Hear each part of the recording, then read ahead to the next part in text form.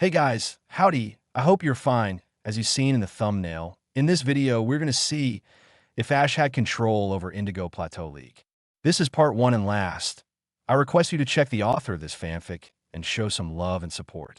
Name of the story is T.O.D.2,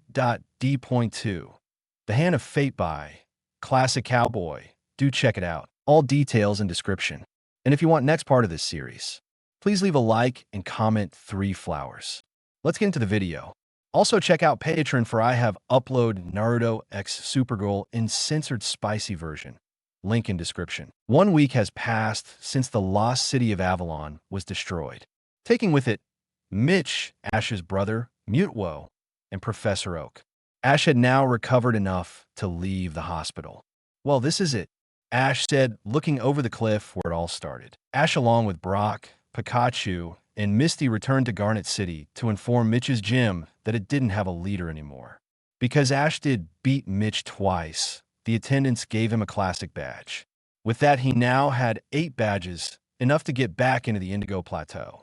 All that was left was keeping a promise. Flashback. Lugia landed just outside an old cave that was a few miles from Lavender Town.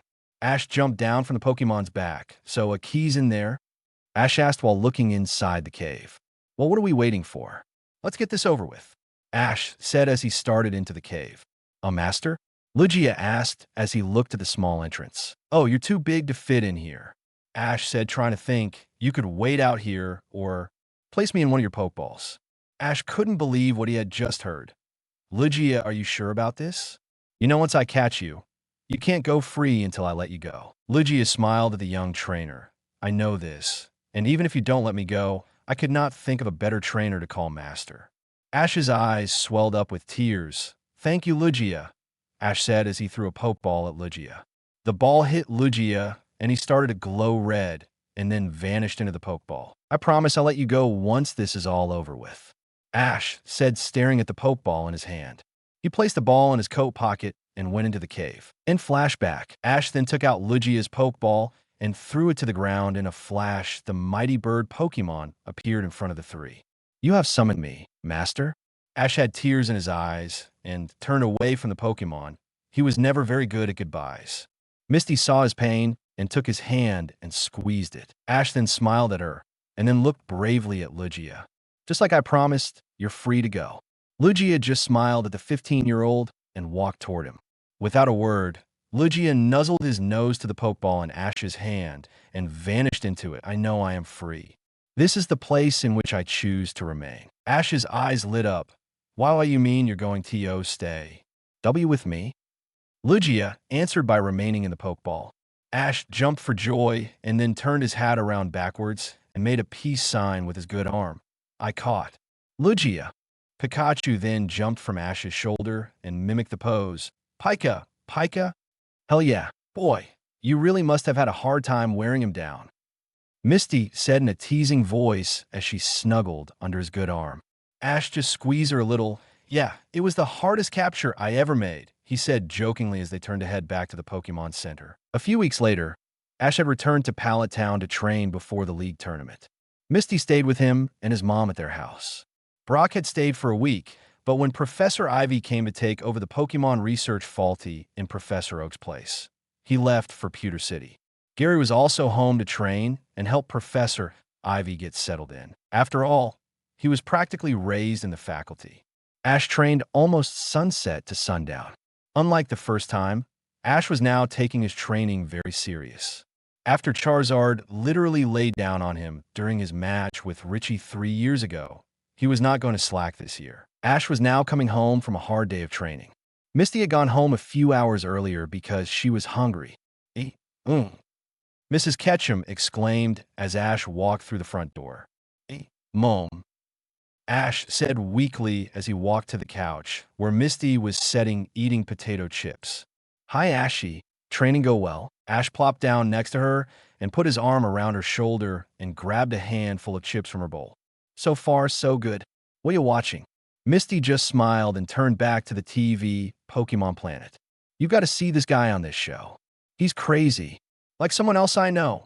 she said, nudging aside with the last part. Misty then turned up the volume as a wild-eyed Australian man came on the screen. G'day, mates.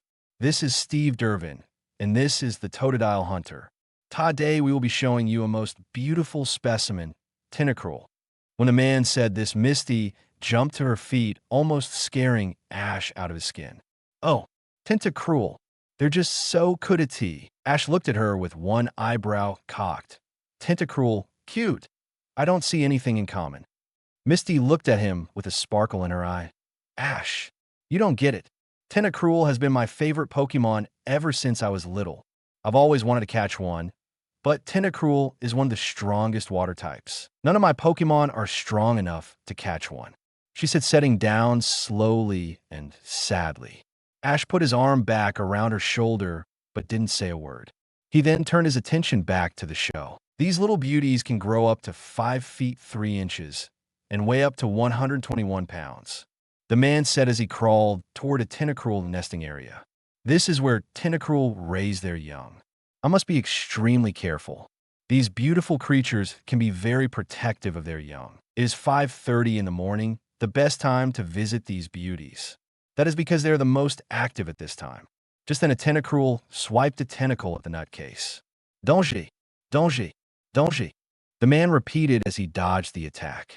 You have to be careful, the man said as a tentacle wrapped around his neck. Their tentacles are very strong. Just then the man was jerked away from the camera, and the screen went black with the message, "Please stand by" on it. Well, it was going to happen sooner or later, Ash said, shaking his head. He then kissed Misty on the cheek. I've had a hard day, so I'm going to bed. Good night. Ash then got up and went up the stairs to his room. Misty stretched. I'll stay up a little bit longer. I like to see if that idiot's going to make it out of this one. Ash laughed. Okay, tell me in the morning. Ash walked into his room, where Pikachu was already asleep. Ash then softly shook him awake. Hey buddy, think you can wake me around 5:30? Pikachu looked a little shocked, no pun intended, and nodded. Ash said thanks and lay down on his bed. Pikachu then jumped out of his little bed and curled up next to his master. The next morning, Ash and Pikachu made their way to the beach a few miles south of Palatown. Okay, Pikachu, you hear any? Ash asked his Pokemon as its ears twitched. Pika. This way, Pikachu said as he ran down the beach and then stopped and pointed out on the ocean. Ash then took off his shoes and walked out in the water. Then a 5-foot squid broke the surface and attacked the young trainer. Ash then turned his hat around and threw a Pokeball. Bulbasaur, I choose you. Bulbasaur then appeared and began to float. Bulbasaur, Razor Leaf. Bulbasaur then released a barrage of razor-sharp leaves at the Tentacruel. Tentacruel swung a tentacle, blocking the leaves. It then wrapped its tentacles around Bulbasaur in a wrap attack. Bulbasaur cried out in pain as Tentacruel tightened its grip. Ash then recalled Bulbasaur. Pikachu, I choose you. Pikachu jumped from his shoulder and pick-a-paddled in front of the massive Tentacruel. All right, Pikachu, Thundershock. Then it hit Ash that he was standing knee-deep in water. And oh, Pikachu, don't. OHSHIT, but it was too late. Pikachu released the electric attack, making not only Tentacruel, but also Ash cry out in pain. They both fell back into the water. Ash, fueled by adrenaline alone, got back to his feet and threw an empty Pokeball at the weakened Tentacruel. The Pokeball shook for a second, but then stopped and flew back to his hand. Ash fell back and floated in the water. Pikachu pick-a-paddled to Ash's side. Pika, Pai-cha. I'm so sorry. Ash just rubbed his head and looked at the Pokeball. Misty had better appreciate this. Misty slowly woke up and looked around and found herself in what looked like a cell. Pikachu was by her side with a very sad look on his face. Pikachu, where are we? Where's Ash?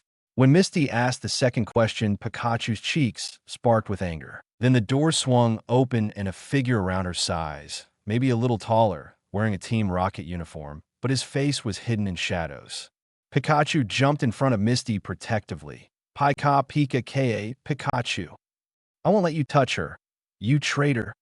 Pikachu then began to power up for the Ultra Shock. The rocket just laughed and pulled a gun and shot the little electric mouse. Cha! He yelled out in pain as he fell and the Ultra Shock bubble faded. Pikachu. And lo! Misty cried as she picked up Pikachu's lifeless body. Once my boyfriend gets here, he'll make you pay. The rocket laughed again and began to walk out of the shadows. What are you talking about, Mist? I'm already here. Misty's heart stopped. It couldn't be who she thought it was, could it? Ash. The rocket then walked out in the open to reveal that it was in fact Ash. Ash. Vuvufa. Ash just let out an evil laugh. I want to be the best, and by any means necessary. Ash then pointed his gun at Misty, and I won't let anyone stand in my way. Not even you, he said as he pulled the trigger. No. Misty yelled as she jumped in her bed. Misty looked around and saw she was back in her room in the Ketchum house. She looked over and saw that Togepi was still asleep in his crib. It was just a dream, she said as she rubbed the sleep from her eyes. More like a nightmare. She then pulled herself out of bed and changed out of her pajamas. She walked down the stairs and on into the kitchen, where Mrs. Ketchum was preparing breakfast. Misty then helped herself to a glass of orange juice. Has Ash gotten up yet? Misty asked as she took a sip. Mrs. Ketchum smiled proudly. He left out before sunup this morning, said he wanted a few good hours of training before breakfast. Misty spit the orange juice out in shock. What? Mrs. Ketchum giggled. I was just as surprised when I found this note on the refrigerator. Mrs. K then handed her the note. Dear Mom and Misty, I know this might come as a shock, but I got up a little earlier than usual to get some training in. I know Misty, Ash, you'd sleep in half a day on Doomsday, but you know what they say, there's a first time for everything. I should be back in time for breakfast. Love, Ash. Misty was staring out in space. Wow, he really isn't playing around this time. Mrs. Ketchum smiled. You know as well as I do that when Ash puts his mind to do something, he won't quit till he does, by any means necessary. Misty shuddered at that phrase. Mrs. Ketchum saw this and asked, Misty dear, what's the matter? Misty just blushed a little and smiled at her. Oh, nothing. Just had a bad dream last night, that's all. Mrs. Ketchum was about to ask more about In when they heard the front door open. They both looked up as they heard part of a conversation. Pee-pee-ka-pee, pee-choo-pee-ka. Come on, Ash. I said I was sorry. Ash walked in the kitchen. His hair was wet, and his clothes were not completely dry. The salty water stained his shirt, made it look like he had been sweating a lot. Ash was about to argue some more when the two noticed Mrs. Ketchum and Misty. They both had stars in their eyes and stared at Ash. Ash and Pikachu were now getting nervous. Oh, Ash, I had no idea you were that committed. Misty shrieked happily. That's my baby, the next Pokemon Master, Mrs. Ketchum exclaimed. Now Ash and Pikachu were downright scared. The two giddy females grabbed Ash and forced him down in the seat. Can we get you anything? You've been working so hard, they said in unison. Ash was now on the verge of panic. Okay, who are you? And what did you do with my MOM and girlfriend? Ash exclaimed as Pikachu jumped from his shoulder to the table. Pikachu Pie Pika? Pika Pie Kachu. It's gotta be Team Rocket in disguise. I'll make a blast off, Pikachu said as he thundershocked Misty and Mrs. Ketchum. The two screamed and fell to the ground. They then pulled themselves up to the edge of the table and glared at the little electric mouse. Pikachu, Pikachu. Guess they're the real thing after all. Pikachu was then knocked off the table by Misty's mallet. Pikachu finally came to and saw that someone had moved him to the couch. He looked up and saw everyone eating breakfast. Pikachu ran in and jumped to Ash's shoulder and glared at Misty with the old, I'll get you for that look on his face. Misty smiled, sorry, Pikachu. Misty said as she handed him a bottle of ketchup. Pikachu chirped happily and took the bottle. All was forgiven. This morning, Professor Ivy wanted us to come over and help her with some things, Mrs. Ketchum said as she handed Ash's third serving. Cool. Maybe I can battle Gary. Misty rolled her eyes. Is that all you ever think about? Ash smiled. What can I say? I want to be the best. Misty gulped as he said this and then got up from her seat. I'll go start getting ready to go. She then walked out of the kitchen and back to her room. Ash looked puzzled at his mom. Was it something I said? So we meet again, Ash. It has been far too long, said a mysterious person from a tree overlooking Ash's kitchen window. She was wearing a black full-body ninja outfit with a big gray R on her chest. Though a mask covered the ninja's face, it was obvious she was smiling. She watched Ash finish his breakfast. I could get you now, but I think I'll play with you a while longer, old friend. So what did you get her? Mrs. Ketchum asked a shocked Ash. I don't know what in the world you're talking about. Mrs. K. Smirk. Yeah, right. I know you never got up early to train before. Why start now? And Misty's birthday is next week. So what did you get? Ash blushed and looked back to make sure that Misty wasn't around. I went to the beach and caught her a tentacruel. Mrs. Ketchum smiled. See? That wasn't that hard now, was it? I'm sure Misty'll like it. I like what? Ash almost fell out of his seat. Misty was right behind him. Oh God, the cat's out of the bag now, but there may be still hope. Ash thought, and then jumped to his feet. Okay, I admit I got you a birthday present, but you are not, repeat, are not getting it till your birthday. Misty slinked seductively toward Ash and then rubbed his cheek while batting her eyelashes. Please, Ash, tell me what you got me. Ash gulped and was sweating while fighting an apparent losing internal battle. Pikachu jumped to his shoulder. Pi Pika, Pikapi, Pikachu. Fight it, Ash. Stay strong. Mrs. Ketchum saved Ash by walking in. Okay, the car started, and I'm going to Professor Ivy's. Coming or staying? Misty then nodded at Mrs. Ketchum. Okay, let me go get Togepi, she said and left the room. Ash and Pikachu breathed a sigh of relief as he walked toward the exit. His mom then grabbed his arm and winked at him. You owe me one, Adrian. Ash turned 4 shades of red. MOM. Don't call me that. Mrs. Ketchum smiled. Don't worry, I'll find another way of embarrassing you. Ash just dropped his head and walked toward his mother's car. Meanwhile, at Professor Ivy's lab, Gary had just feed the Pokemon and walked into Professor Ivy's office. You call, Professor? Yes, Gary. Has my guest arrived yet?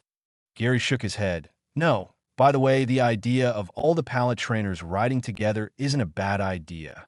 Except me being the obvious winner. I should have my own bus. Professor Ivy cocked an eyebrow, right? You'll ride with everyone else and be happy. I even got all the trainers from your old trainers group. That made Gary cough as if he was strangled. Even CCC Crystal Yellow? The professor looked at him puzzled. Yes, why? Gary then grabbed her by her white lab coat and shook her violently.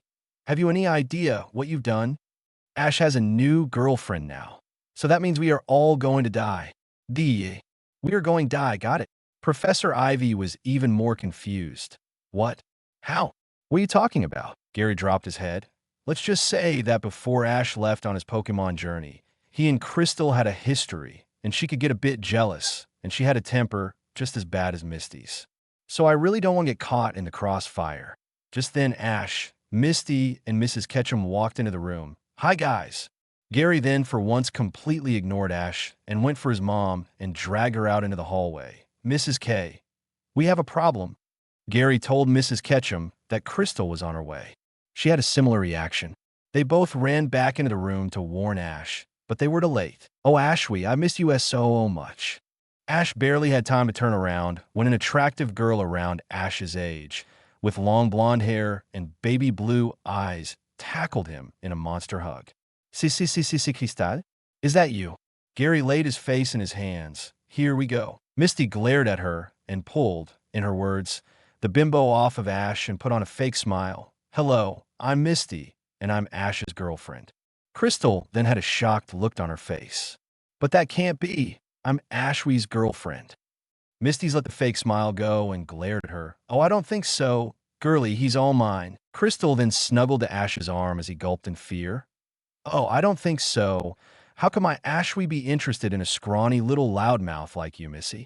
Misty had heard enough. She then showed her teeth and gave Crystal a flying tackle.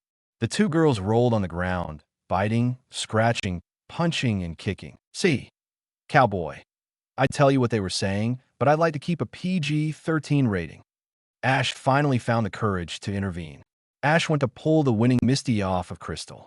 On instinct, Misty swung her fist around and made contact with Ash's eye. 15 minutes later, the girls were still apologizing to Ash and glaring at each other, while Ash held an ice pack to his black eye. Gary looked at Professor Ivy with a disappointed look on his face. See, what did I say? We almost had one casualty already, and he's the one they're fighting over. Crystal then got up and started to walk away. Excuse me, Ashwee, dear. And Missy, I have to go to the ladies' room. She then walked out of the room. I don't like her. Misty said as Ash looked at her, with a you don't say look on his face. Misty was about to say something when a brick came through the window. Professor Ivy picked it up and found a note attached. She read it and then handed it to Ash.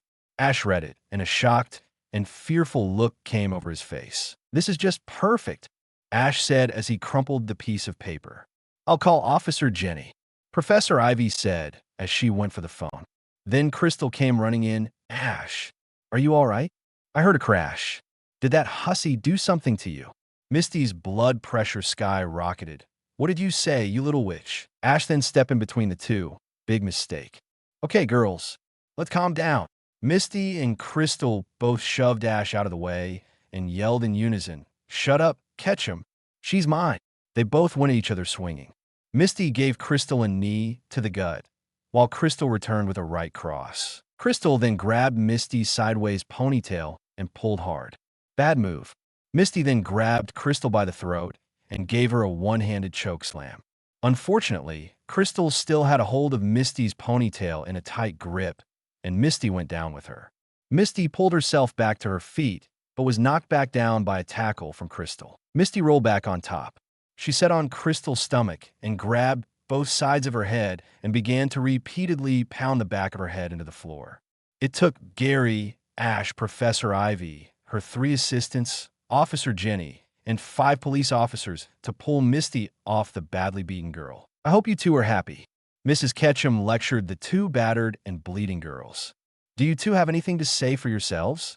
They just looked at each other and said in unison, "She started it." Ash rolled his eyes. "This is going to be a long trip." He then looked at Gary. "Want to call a truce till we meet in the tournament, or we calm those 2 down?"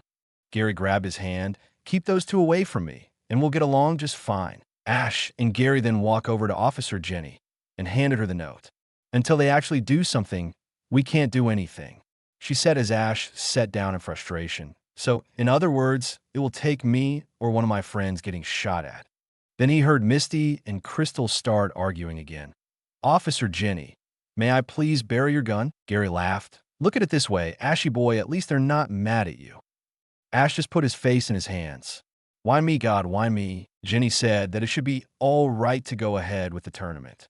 Seems that most of the other pallet trainers didn't have enough badges to go, so it was just Ash along with Misty and his mom, Gary, Crystal, and Professor Ivy. They piled into Professor Ivy's minivan. Professor Ivy and Mrs. Ketchum sat up front. Gary sat with Togapi and Pikachu in the first seat. Then behind them were Misty and Crystal, with a frustrated Ash setting in between the two, trying to keep the peace. Note, trying. The two continued to argue the whole way to the Indigo Plateau, while Ash held his face in his hands. "What do you mean I can't be a natural redhead? You need to talk blondie. I'll show you, you good-for-nothing brat." They both went to punch each other, but Ash rose up just in time to get a fist to both sides of his jaw and a round-trip ticket to Dreamland. "Pai Toj Togapi. $10 on mommy," Togapi said to Pikachu. Pikachu thought for a second, then looked at the little egg. "Pi, Pikapi cha Pikachu Pika. Pikachu. Nah, Ash will snap and take them both out. You're on." Pikachu then shook her little hand. Ash finally came to as the minivan pulled into the main parking lot of the Indigo Stadium. Ash cleared the first seat and kissed the ground and praised God. "Hi, Ash, long time no see." Ash looked up to see almost his mirror image. "Richie, is that you?" Richie just nodded. "The one and only. Glad to see you are still alive and kicking. By the way, what happened to your eye and jaw?" Ash laughed as he shook Richie's hand. "I won't be alive and kicking if I can't get those girls over there to stop fighting. Every time they fight, I end up the one getting hurt." Richie laughed. "Don't worry, I'll help you all I can, but right now I've got some things to take care of. So, meet up with you later." Ash smiled. "Sure, how's 8?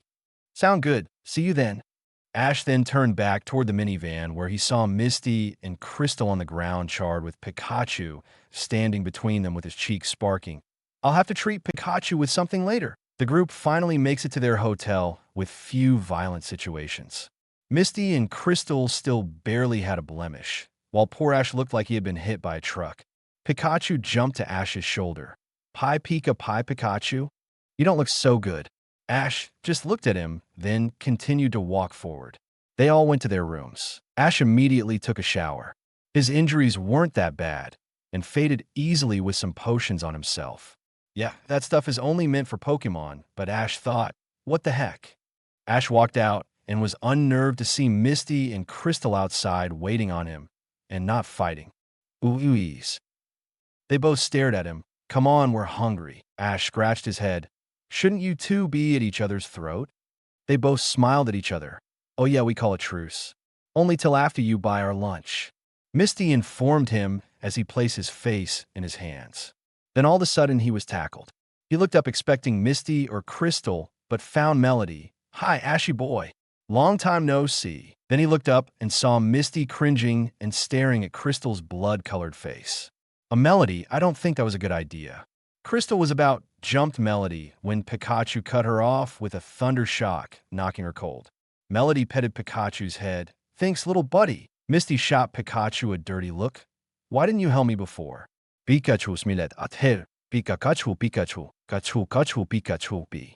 I knew you could take care of yourself. Besides, if worse comes to worse, you'd pull out your mallet. Gary then joined the group, and once he saw Melody, he blushed 4 shades of red. Gary, Melody said, also blushing a little. Ash and Misty looked at each other puzzled. Misty then looked at Crystal, who was still out cold. Gary then looked at the two. Don't worry, I've already eaten. I'll take the nut bar to her room. You guys go have fun. Besides, Ashy boy could use a little peace. Ash, Misty, and Melody walked toward the McDonald's a few blocks from the hotel. Ash had 3 things flooding his rarely used mind. 1. How is it going to keep Misty and Crystal from killing each other? Or more importantly, from killing him? 2. Who was this Hand of Fate and what does he want? 3. What else could happen? The third one was about to be answered. They were walking when suddenly familiar voices interrupted his thoughts. Prepare for trouble and make it double. Ash rubbed his temples. To protect the world from devastation. To unite all peoples within our nation. Ash's lips began to twitch. To denounce the evils of truth and love. To extend our reach to the stars above. Ash began to giggle. Jesse, James, Team Rocket blast off at the speed of light. Surrender now, or prepare to fight. Meowth, that's right. Ash then threw his head back in laughter. They all looked at him in fear. Pikapi? Kakachu. Ash, you all right? Pikachu said as he eased behind Misty's leg in fear. Of course, I'm all right, Pikachu. Why wouldn't I be all right? I just have 2 girls fighting to the death over me. With me 99% of the time, the one getting hurt. Team Rocket shows up again trying to steal you. And I still have no freaking idea who the living heck that Hand of Fate guy is. Jesse and James looked at each other in shock as Meowth passed out. Did you say the HH Hand of FFF Fate?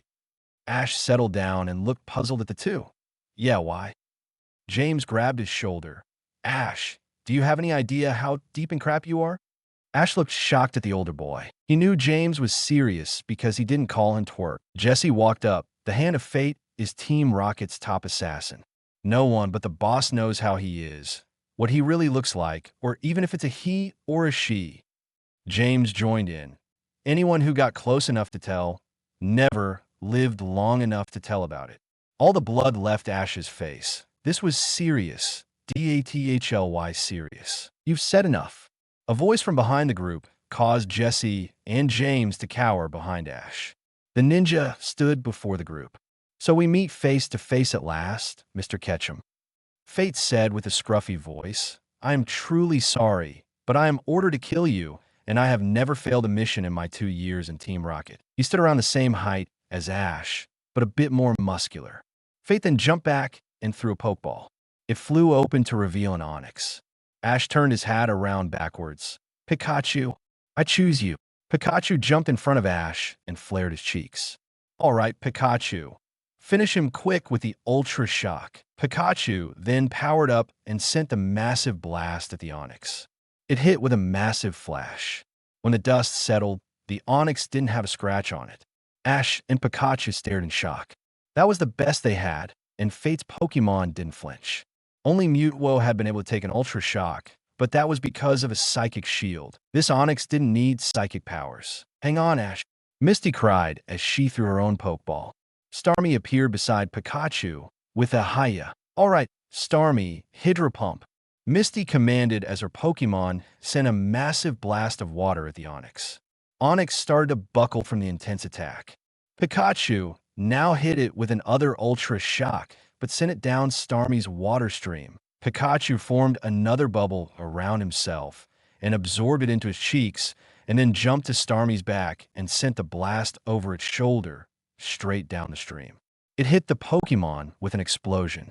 When the dust settled, both Onix and Hand of Fate had disappeared. Misty recalled Starmie as Ash stared at the place where Fate stood.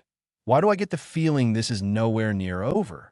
Jesse and James then tried to sneak off with the unconscious Meowth, but Melody grabbed them. Oh no, you don't.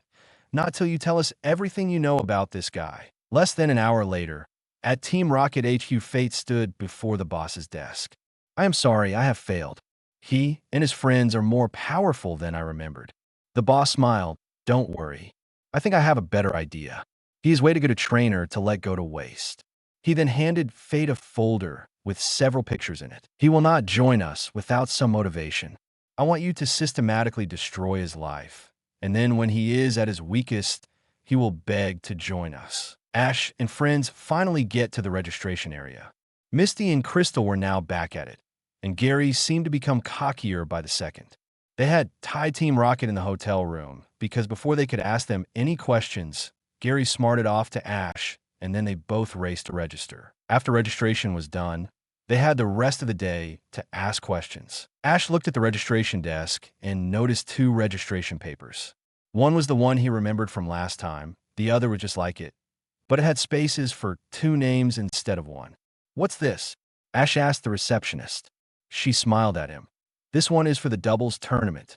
It is basically a warm-up for the main tournament. It is just like the regular tournament, but 2 trainers compete instead of just 1, and only 15 teams can enter. Each trainer must have 6 Pokemon each. If you and one of your friends want to enter, we have room for 1 more team. Melody grabbed Ash and Misty's arms. You 2 need to enter. The way you 2 blasted that fake guy's Onix, I don't think anyone can match you guys. Ash looked at Misty. What you think, Mist? Misty smiled back. Why not? It sounds like fun. They both walked over to the registration desk and put their names on the paper. Thank you for entering. It's a one-day event. It starts at 10 o'clock in the morning. See you then, and good luck. Ash and Misty walked outside toward the Pokemon Center. When they got there, they handed Nurse Joy their Pokeballs to heal their Pokemon before the tournament the next morning. When Misty gave Joy her Pokeballs and Togepi, she realized she just had 5 Pokemon. Ash, I just have 5 Pokemon if I count Togepi. I can't compete tomorrow, she said almost in tears. Ash just smiled at her. Well, I was planning on holding this till your birthday next week, but I guess this is as good a time to give this to you as I'll ever get. Ash said as he handed her a Pokeball. Misty looked puzzled at Ash, then back at the Pokeball. What is this? Ash gave her a lopsided grin. Well, it's called a Pokeball. Misty playfully shoved him. I know that, silly. What's in it? Ash then grabbed her hand and pulled her to the fountain outside the Pokemon Center. Go ahead, see for yourself. Misty threw the ball out into the fountain, and tears formed in her eyes as she saw what was released. Before her floated a very healthy and strong Tentacruel. She then wrapped her arms around Ash's neck. Oh, Ash, it's what I always wanted. Thank you so much. Ash just smiled at her, and then they pressed their lips together. Misty and Ash walked back to the center. Misty then proudly handed Joy the Pokeball.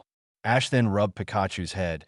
You don't cause Nurse Joy any trouble, Pikachu, and rest up. We have a big day tomorrow. Pikachu nodded as Ash and Misty walked out of the center. A few hours later, Ash and the group asked the 2 wannabe Pokemon thieves everything they knew about the Hand of Fate. It seemed that they didn't know anything. Big surprise there. Ash then looked at the clock. WAA? I was supposed to meet Richie 10 minutes ago. Ash then shot out the door. He had planned on taking Misty with him, but she was too busy strangling the life out of Crystal. Sure, he could have pulled her off, but he didn't want another black eye. Ash found Richie just outside of his hotel. Richie walked up to him. He was still around the same height, but a little more muscular. I figured you'd be late. Seems something never change.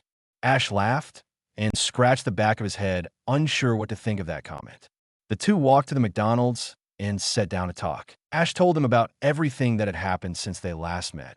all about how he and Misty finally got together, how he almost got killed by Mutwo and the Dark Master aka Amanda, the lost city of Avalon, how his older brother and Professor Oak had been killed, and how he was being threatened by this hand of fate. Richie smirked.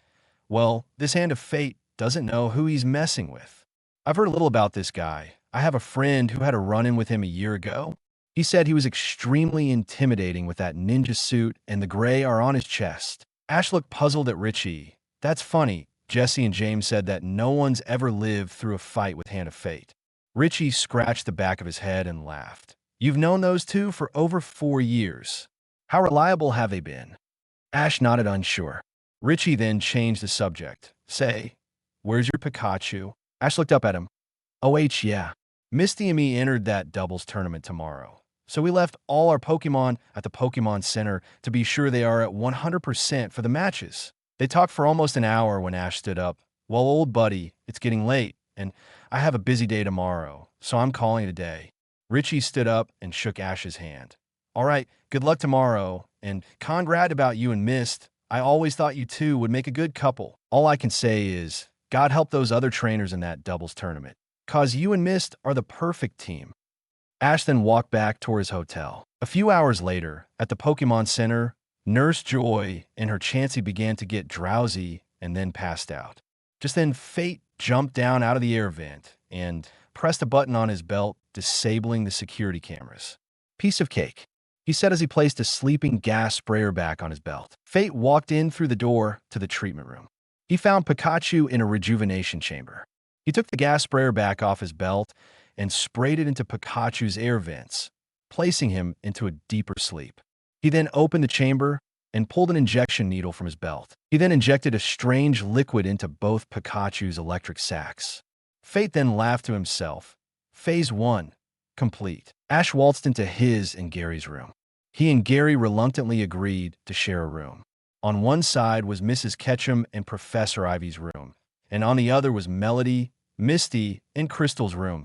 Take special note of that. Ash looked around and found a note from Gary. Ashy boy, gonna eat with Jesse and James. They don't seem that bad, and they have a lot of dirt on you. Hith, hith, hith.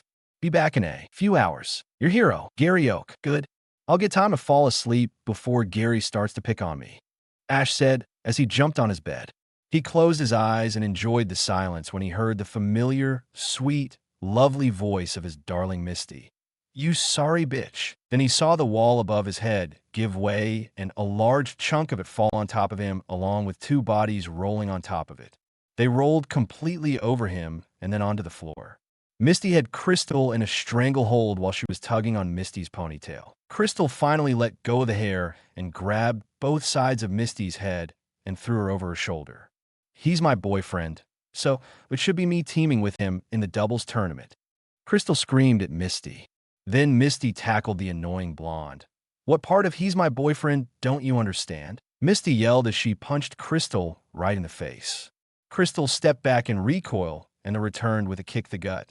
That's it. It's on now, they said in unison as they both drew their mallets.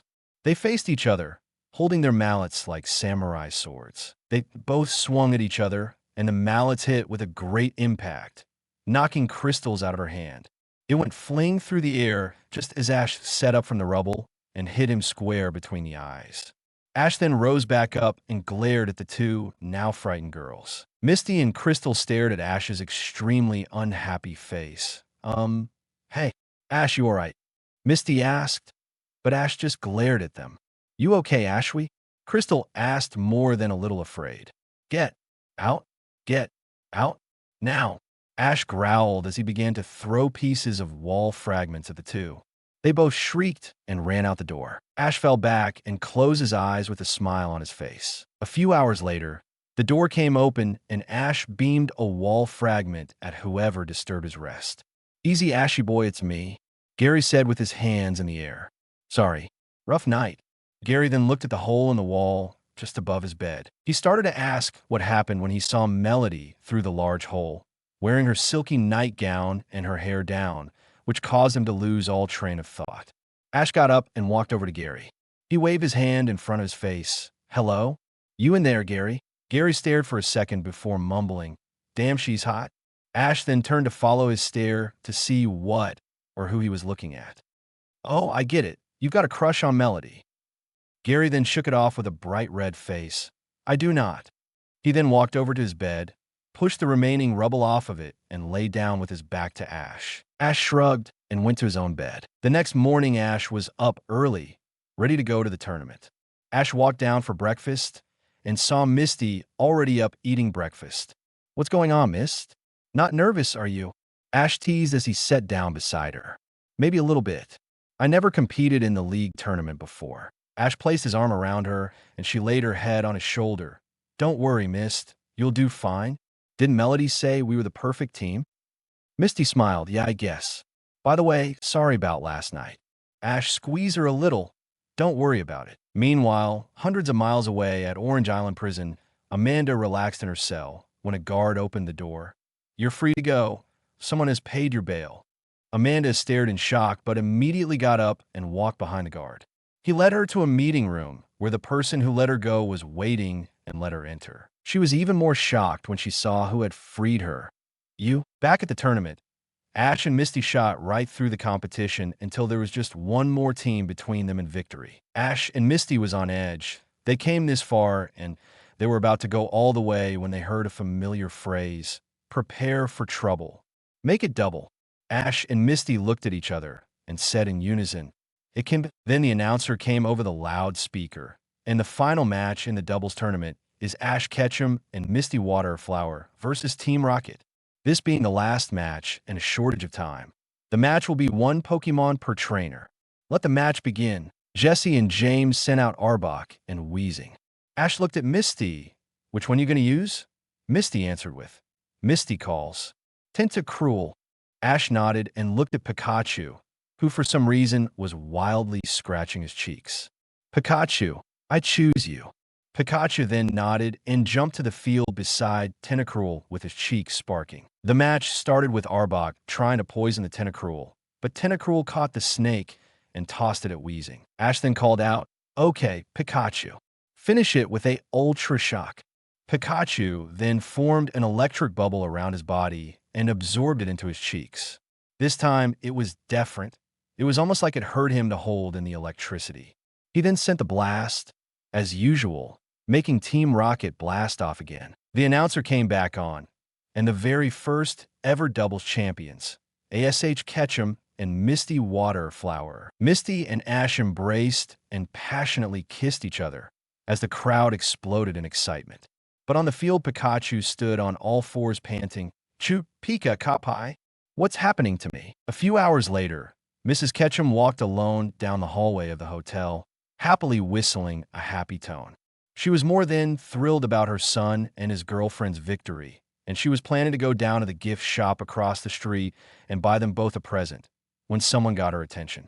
Excuse me, miss, could you help me? Mrs. Ketchum smiled and followed the voice into a shadowy hallway.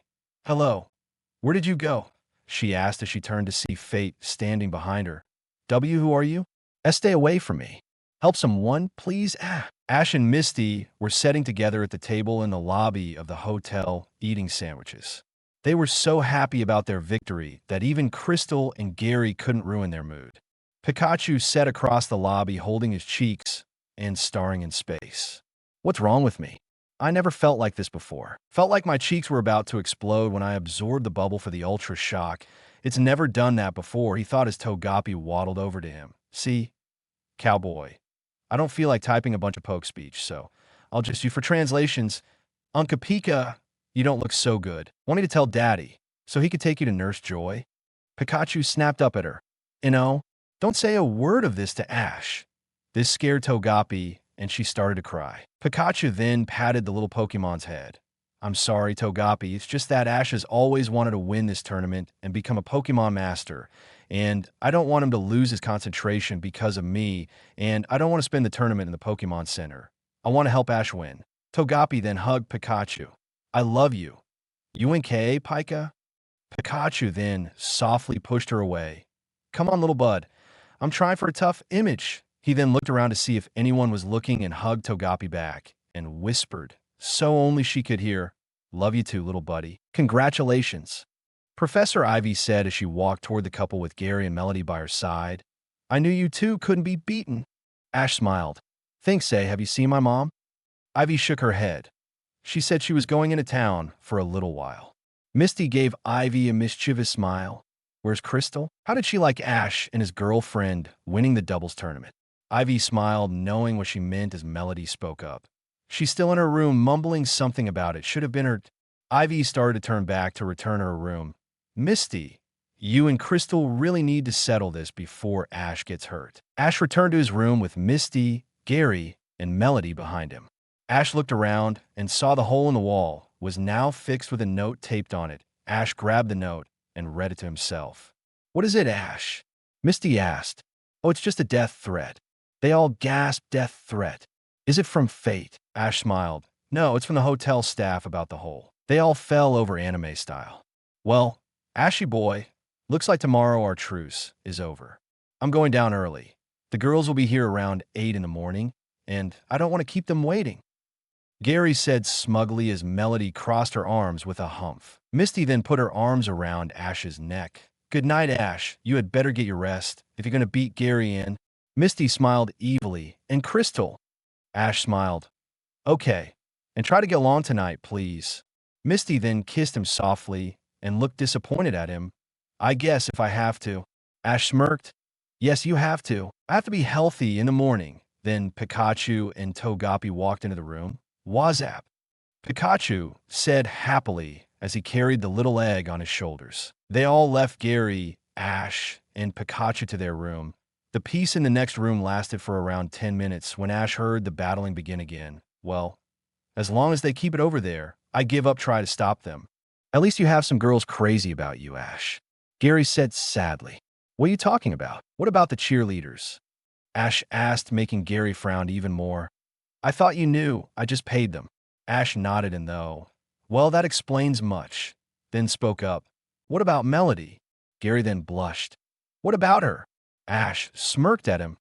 Didn't you see her face when you mentioned the girls? She looked like she wanted to rip them apart first chance she got. Gary then blushed even more. I guess. Gary then smiled. Just because you're being nice to me tonight doesn't mean I'll go easy on you in the tournament. Meanwhile, across the room, Pikachu laid in the floor, continuing to rub his cheeks. No, I won't let him down. Not now. Not never. Even if it kills me. The next morning, Gary and Crystal left early to get to their match along with Professor Ivy, and Ash assumed his mom, but Ash's was later in the day, so he took his time. When he, Misty, Melody, Pikachu, and Togepi left the hotel, they ran into an old friend, Ash. Misty, I'm glad I'm not too late. Ash looked up and saw Brock standing beside a large covered truck. Brock, what took you so long? Misty said as she hugged him, and Ash shook his hand. Yeah, I ran into an old friend who wanted to come, and he wanted to see if you wanted his help. Brock said as he opened the back of his truck. Ash's eyes went wide and flooded with tears as he heard a voice growl inside. Chharr. The tailgate came down, and the mighty Charizard stomped down to the ground and breathed fire into the air. Then he looked at Ash and winked and gave him a thumbs up. You wouldn't mind a well-trained instrument of destruction backing you up in the tournament, would you? Ash smiled. Welcome back, old friend. Ash and Pikachu walked out to the red trainer's box, ready to begin his match with his old friend AJ. The announcer came on the loudspeaker. Ladies and gentlemen, welcome to the second to last first round matchup. This will be a 3-on-3 Pokemon battle. In the blue corner, making his first appearance at the Indigo Stadium, AJ Toughnuff. The crowd began to cheer. When the crowd died down, the announcer continued. And in the red corner, making his second appearance in this tournament, the Orange League and Johto League champion, Ash Ketchum. The crowd erupted. Misty was surprised when she looked over from her seat to see all the Orange and Johto League gym leaders standing and chanting catch, catch, catch, catch, She even saw Rudy chanting while Rudy's little sister held a sign that said, Ash, do it for Misty. Misty then looked down at the field and saw Ash staring at the sign. He then smiled and nodded in its direction and turned his attention to AJ. I hope you got to be a better trainer now, Ash. 'Cause I hate to hurt your Pokemon. AJ said with the same old smart attitude. Why don't you just shut up and let's battle? Ash said as he sent out his first Pokemon, Chikorita. AJ complied by sending out a Bayleaf. Chikorita and Bayleaf ran toward each other and made a tackle attack, knocking each other back. Chikorita then sent out several razor leaves at the Bayleaf. Bayleaf then dodged the leaves and sent out vine whips. They wrapped around Chikorita's body and slung her into the air. Chikorita hit the ground hard and was knocked out. Chikorita returned. Ash said disappointedly, then pulled out another Pokeball. What Pokemon you gonna let me beat next, Ash? AJ said overconfidently. Ash just smiled and said with a lot of pride, Charizard, I choose you. In a flash, the mighty behemoth appeared before his master, growling at his much smaller opponent. Before AJ could recall, Bayleaf Charizard made the little Pokemon a crispy critter. Charizard roared in triumph as AJ looked on with fear. That 1-to-1, Ash said a little too cocky. AJ then sent out a Blastoise. The two massive Pokemon glared at each other. Charizard, Fire Blast, Blastoise, Hydro Pump. The two trainers called out the two attacks, went at each other, hitting each other with massive impact. They both fell over unconscious. They both recalled their Pokemon. All right, Pikachu, you're up, Ash said as Pikachu immediately jumped to the center of the ring. All right, you're my last hope. Sandslash go, AJ said as he threw a Pokeball out into the ring, and in a flash, Sandslash appeared and glared at Pikachu. Sandslash came in slashing at Pikachu, but Pikachu's agility was too fast for Sandslash's attacks. Pikachu then did a backflip and started a power-up for the Ultra Shock. Pikachu absorbed the bubble and, as before, felt more pain than he had ever felt before. He quickly released the blast at Sandslash, knocking him out. The announcer came on again, and the winner is ASH Ketchum. The crowd erupted, but this time Ash noticed Pikachu's weakened state. Pikachu, you alright? Ash asked as he picked up his best friend. Yeah, Ash, I great. Just a little tired, that's all. Ash looked at him unconvinced until he felt two arms wrap around his waist. He turned expecting Misty, but found Crystal. Crystal, let go. Ash yelled as he tried to pry Crystal off.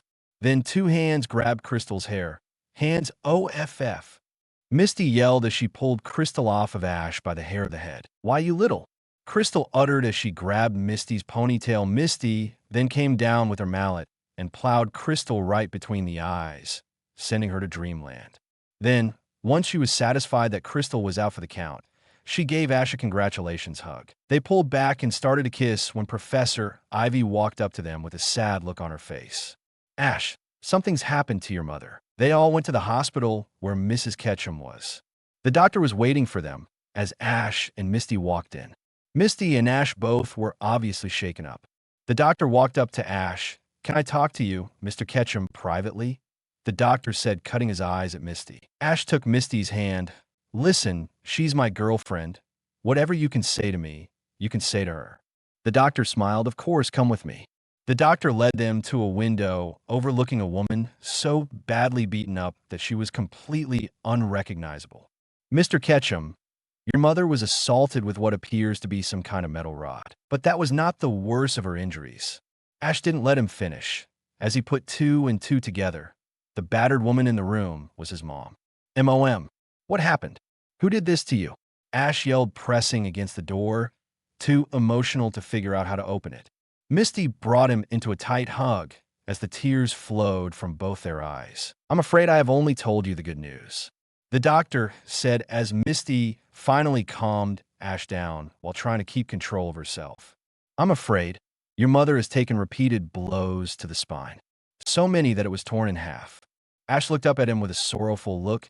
What does that mean? The doctor dropped his head. I am sorry, Mr. Ketchum, but your mother will never walk again. Ash dropped to his knees. Who did this to her? The doctor then handed Ash a note. We found this lying on her chest. Ash, drop out of the tournament, or else someone else you love will suffer. Ash sat with his face in his hands in the waiting room not far from his mother's room. Misty sat next to him, softly rubbing his back with Pikachu, sitting next to them with a strange look on his face as feed Togepi for Misty. It'll be all right, Ash, you'll see. She's just as tough as you are. so she'll pull through," Misty said, trying to ease Ash's worrying. On the other side of the room, Brock and Professor Ivy glared at each other hatefully. Misty looked at the two and remembered the fact that a few years ago Brock left Professor Ivy's lab without warning and hasn't been the same since. Right now you could cut the tension with a knife. Ash finally spoke up for the first time in over an hour. "Mist, I'm dropping out of the tournament." The whole room looked in shock at Ash. "Ash, you can't," Misty said as she stared into his tear-filled eyes. "Misty, I can't keep going. Look at what that guy did to my mom. I don't know what I would do if he did something to Pikachu, Brock, or it just isn't worth the risk." Just then, Crystal jumped onto Ash, giving him a bear hug. "Oh, Ashwee, I'm so sorry about what happened. I won't never ever leave you again." Misty jerked Crystal off of her boyfriend, and they began strangling each other and roll on the floor. Gary and Melody walked in shortly after. "You okay, Ashy boy?" Gary asked with an uncharacteristic, concerned tone of voice. No, I'm not, Gary. I'm dropping out of the tournament," Ash said, dropping his head. Gary and Melody almost fell over. "You can't just quit. You are my only equal in this whole stinking tournament," Gary yelled as he grabbed Ash by the shirt collar. Ash started to retaliate, but a nurse came out, Delia Ketchum family. Ash stepped over Misty and Crystal's rolling forms. "Yes, ma'am." The nurse smiled at him. "Your mother has regained consciousness and would like to see you." Ash nodded and followed her. Ash walked into his mom's room and almost started crying when he saw his mom's bruised and bandaged face. Mum. Ashtua. Ash. Ash quickly wrapped his arms around his mother and began to cry uncontrollably. "It's okay, Mom. I'm dropping out of the tournament to take care of you." Mrs. Ketchum then pushed him away and looked at him with same determined look that was almost Ash's signature look. "The hell you are!" Mrs. Ketchum yelled. Ash stepped back. He had never been cursed by his mom before. Heck, he never even heard his mom cuss at all.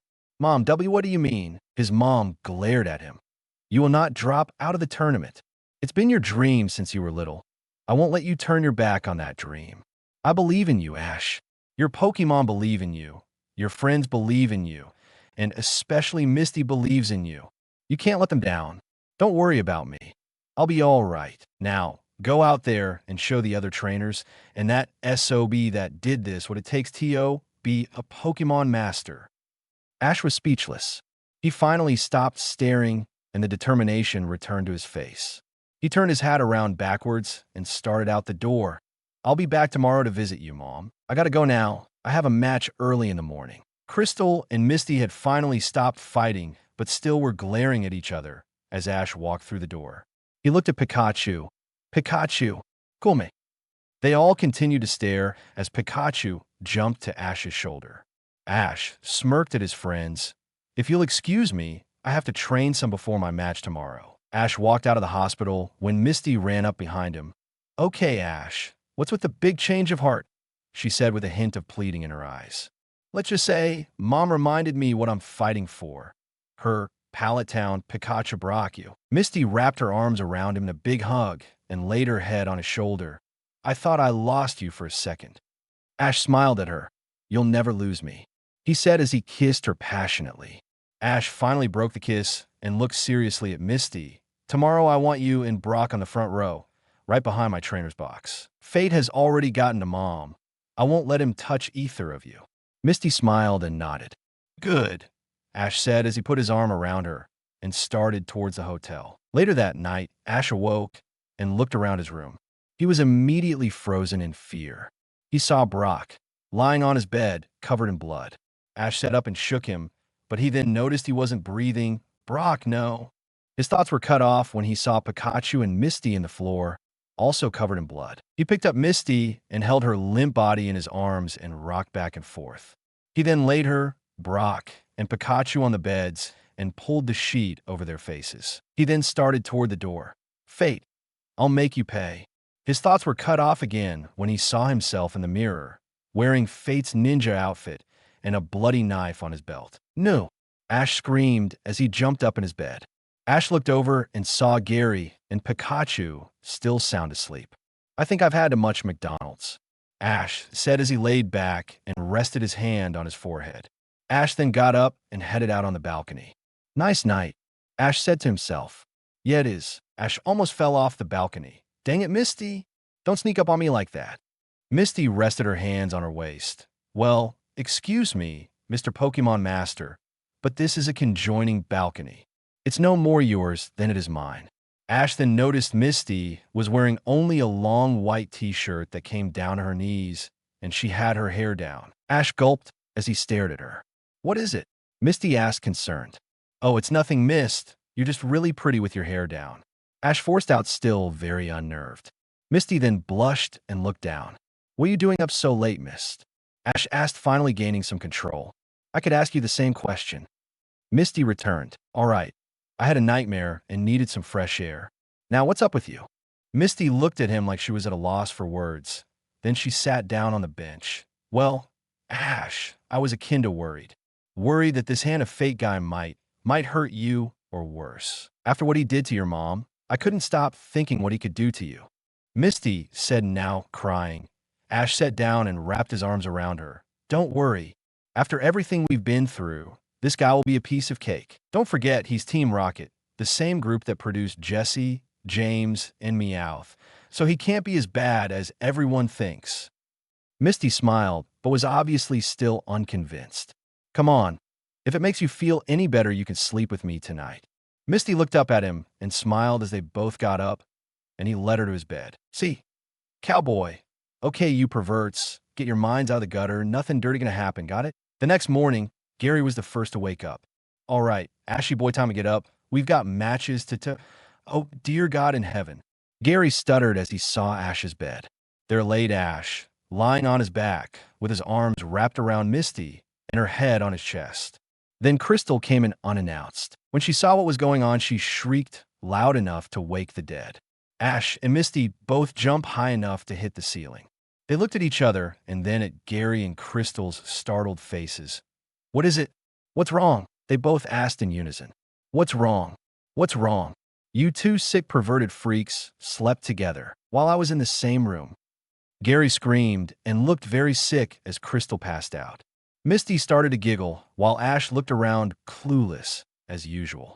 Gary, do you honestly think that we would do something like that and leave you in here as a live audience? Misty asked with heavy sarcasm. Huh? Do what? Ash asked as everyone in the room fell over like in the cartoon. Misty then brought the mighty mallet down on Ash's head. Ouch, you haven't done that in a while, Mist. Ash said, still out of it from the mallet hit. Well, you haven't said anything really stupid in a while. Gary started laughing. Yeah, you're right, Misty. Ash is too stupid to even try anything like that. Misty then plowed Gary with a mallet. H-E-Y. That's my boyfriend you're talking about. The only one allowed to call him names is me, got it? A few hours and Tylenols later, Ash and Pikachu once again in the red trainer's box. He looked back and saw that Misty and Brock were in the seats he saved for them. If fate was going to get them, he was going to have to over Ash's dead body. Okay, Pikachu, who are we up against this time? Just then the announcer came on the loudspeaker. Ladies and gentlemen, this second round battle will once again be a 3-on-3 Pokemon battle. In the red corner, Ash Ketchum. The crowd began to cheer wildly, and Ash heard Misty whistle behind him. And in the blue corner, Crystal Page. Ash looked surprised across the ring at Crystal. She just blew a kiss at him.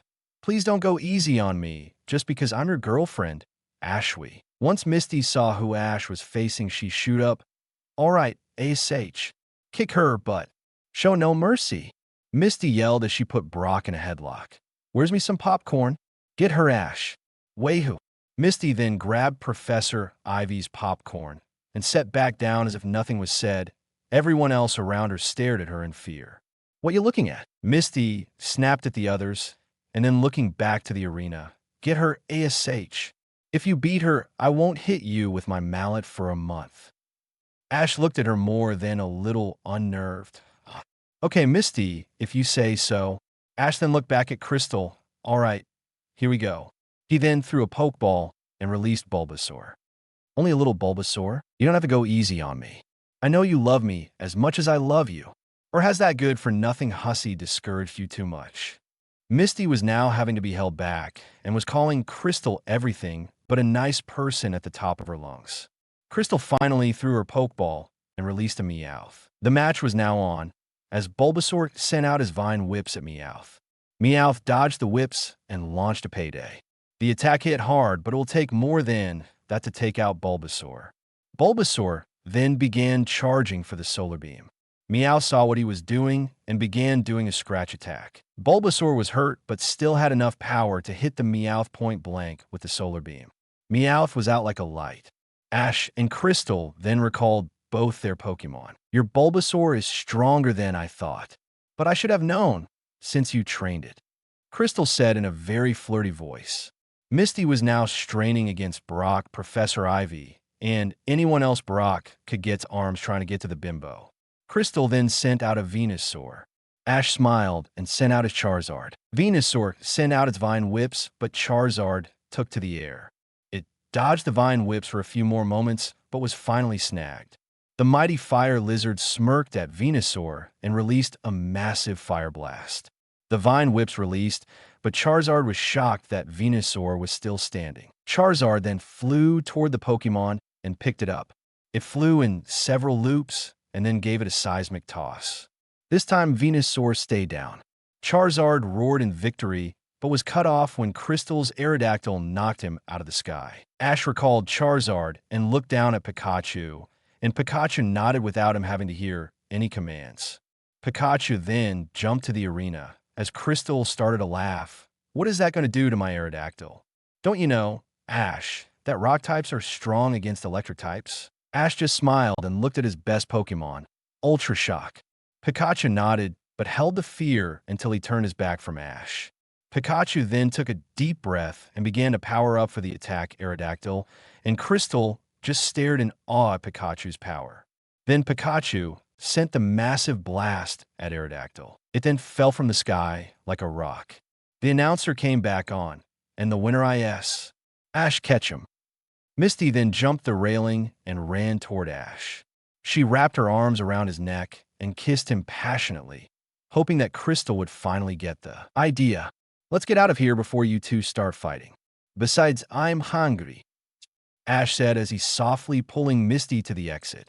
She just smiled evilly as she saw Crystal pouting. The announcer then came on again. This just in, the next match has been postponed because one of the participants has had an emergency, but will be back later this evening. Ash and Misty returned later that evening and walked into Professor Ivy's room. They were not expecting what they saw. Misty and Ash saw Crystal sitting on the bed, not acting flirty or jealous, but stared at the TV with tears running down her face. Next to her sat Gary with Melody, rubbing his back, trying to comfort him. What going on? Ash asked, but all Professor Ivy did was turn up the TV. Firefighters continue to attempt to save what's left off Pallet Town, but it seems futile at this point. Only a few buildings are left standing, and the death toll is extremely high for both Pokemon and humans. Reports from Officer Jenny states that it is obviously arson. She has also received a note from the criminal who started this monstrous flame. It reads, "Yes, H, you should have listened to my warning, but it's too late now. It has only just begun. The hand of fate." Ash just stared at the screen as Misty dived into his shoulder crying. Ash felt like crying, but he felt like he couldn't cry. His heart was filled with too much hatred to cry. But fate's messages did exactly what it was supposed to do. One thought ran through his mind. It's my fault. I should have listened to him. It's all my fault. Ash stood there, barely noticing Misty crying on his shoulder. He then suddenly pushed Misty away and turned toward the door. I'm going for a walk. I need some time by myself, Ash said in tone of voice none of the others ever heard him use. Pikachu jumped to his shoulder, but Ash picked him up and set him back down on the floor. I said I want to be alone. Ash snapped at his best friend. Pikachu stared at Ash with a heartbroken-hearted look on his face. Ash then headed out the door and slammed it behind him. Misty started to follow, but Brock grabbed her arm. Give him some time. He'll come back when he's ready. Misty stared at him and then turned away. I've never seen him like that. Professor Ivy stood up. Me and Crystal will return to Pallet in the morning to help salvage what's left. Gary and Ash, if he's up to it, will stay and continue the tournament. They are in the semifinals. If one of you win the tournament, Pallet will receive a large sum of money from the Pokemon League. Gary looked up. I'll stay, but Ash seems to be taking the news worse of all of us. Professor Ivy looked down. That's a shame. He has some of the most powerful and well-trained Pokemon I've ever seen. Lugia, Charizard, Pikachu, just to name a few. And you and Ash are matched tomorrow in the tournament. Misty then jumped at them. That's enough. You guys are talking like Ash has already quit. Ash has never quit anything in his life. Misty yelled with tears rolling down her face and her voice breaking. Jay just can't quit. Ash walked toward the park. It was about 11:30, so it was almost abandoned. He continued walking aimlessly with the image of his hometown in flames, and the dream of his friends dead, all round him haunting him like a ghastly. Oh, did I make little Ash upset? Ash spun around to see the hand of fate staring him in the face. You! Ash yelled as he swung a punch at the ninja's face. Fate easily dodged the punch and returned with a punch to Ash's chest. Ash spit up blood, but never stopped glaring at Fate. What do you want? Ash growled. Oh, nothing. I just want to chit-chat. That's all. Fate laughed as he did a backflip and landed in a setting position on a large rock. You know what? Ashy, you should have heard your mom scream while I beat her with this bat. Fate said as he looked at an aluminum ball bat. She even called out your name, hoping you would hear and come to the rescue. Ash's anger continued to rise as he glared at Fate with his fists balled up. I thought I would give you another chance to save your loved ones. I won't hurt anybody else in your family if you say, join Team Rocket. Ash's temper finally took control as he yelled at the ninja. I'll die before I join you. Fate just laughed. Heavens and oh. Ash, I would never think of killing you. I'm only ordered to break you. But it's too bad I can't say the same for your friends. That weird guy, Brock, I'm sure that the women of the world wouldn't miss him that much. Then your prize Pikachu. I'd keep a closer eye on him if I were you. And let's not forget your beloved Misty. It's a real shame, but you know what they say? It's better to love and lost than to never have loved at all. Ash jumped at Fate this time, grabbed him by the shirt, and pulled his face till it was inches away from his. If you so much as touch her, I'll. Fate pushed Ash away and then punched him in the face, busting his lip. You'll do nothing. Catch him. Fate said angrily. All you have to do is join Team Rocket, and I will personally make sure no harm comes to any of them. Harm from Team Rocket or anything else they come across. Then Fate sent a smoke bomb at the ground. When the smoke cleared, he was gone without a trace. All you have to do is join us. Fate said one more time from the shadows. Ash just stood there staring at the ground and tasting the blood from his lip. I won't let you touch her. A few hours later, Misty continued to walk circles around Professor Ivy's room as Gary, Brock, and Professor Ivy watched her. When Ash finally walked into the room, they all shrieked in terror as they saw Ash's bloody and bruised face. Ash, are you okay? Misty asked, concerned as she ran up and tried to rub his face, but Ash caught her and gently pushed her back. Yeah, I'm fine. Ash said coldly as he looked at them. Gary, I'm gonna go to bed. You have the key. Let's go. Ash said, completely ignoring Misty. Gary nodded as Ash walked back out the door, stopping only to look back at Pikachu. You coming, Pikachu? Ash growled, unnerving both Pikachu and Misty. Pikachu looked up at Misty and then followed his master. Misty stared at the now closed door with a confused look on her face. Ash. Misty lay in her bed, but she didn't sleep. She tried all night and now found it was early morning. What happened to Ash? Why was he acting so strange? It was like he was a totally different person. Misty rolled over on her stomach and began to quietly cry. She knew he would be upset, but he acted like he blamed her for it. She then sat up and got a picture out off her bag, one of her and Ash, taken a few weeks ago. Back when they were happy, before her boyfriend's life began falling apart. Ash, why won't you let me help you? She then looked over and saw Crystal's vacant bed. She went with Brock and Professor Ivy to help out in Pallet earlier that morning. And as usual, Ash, instead of opening up about his feelings, he had gone, once again, inside himself. Misty had hoped that now that they were together, he would be more open with her about his feelings. Guess she was wrong. All she could do was stay by his side until he couldn't take the pain anymore and finally come to her. I just wish he would hurry, she said to herself as she lay back down and pulled the blanket over her head. Meanwhile, back at Pallet, Brock got out of his truck and looked around at the burnout remains of the once beautiful town. He then went around back to Professor Ivy's van and began to unload the bags. Ivy and Crystal went looking around and left him to do the job. Brock began to pull luggage off the top when he dropped a suitcase, and it flew open. Brock began to pick up what dropped out, a bunch of female undergarments. Brock really liked that. Then he picked up a larger piece of clothing, and his smile left his face. What's this? Some kind of body armor, Brock said as he looked at the strange full-body outfit that had a large muscular appearance. Then he picked up what looked like a thin black bodysuit with a large gray-silver R on the front. All the blood left his face. Oh my God, whose bag is this? Brock asked out loud. Then he heard footsteps behind him. You shouldn't have found that, a voice said from behind him. Before Brock could react, he felt something hit him on the back of the neck, and his world went dark. Back at the stadium, Ash and Pikachu stood in the red trainer's box. As the announcer came on, ladies and gentlemen, this 3-on-3 match will determine who will go into the final round of this tournament. Last night, Richie Sparks won his match and is already in the finals, and he will face Ether. In the blue corner, Gary Oak. Then around 12 girls stood up behind Gary. Gary, he's the man.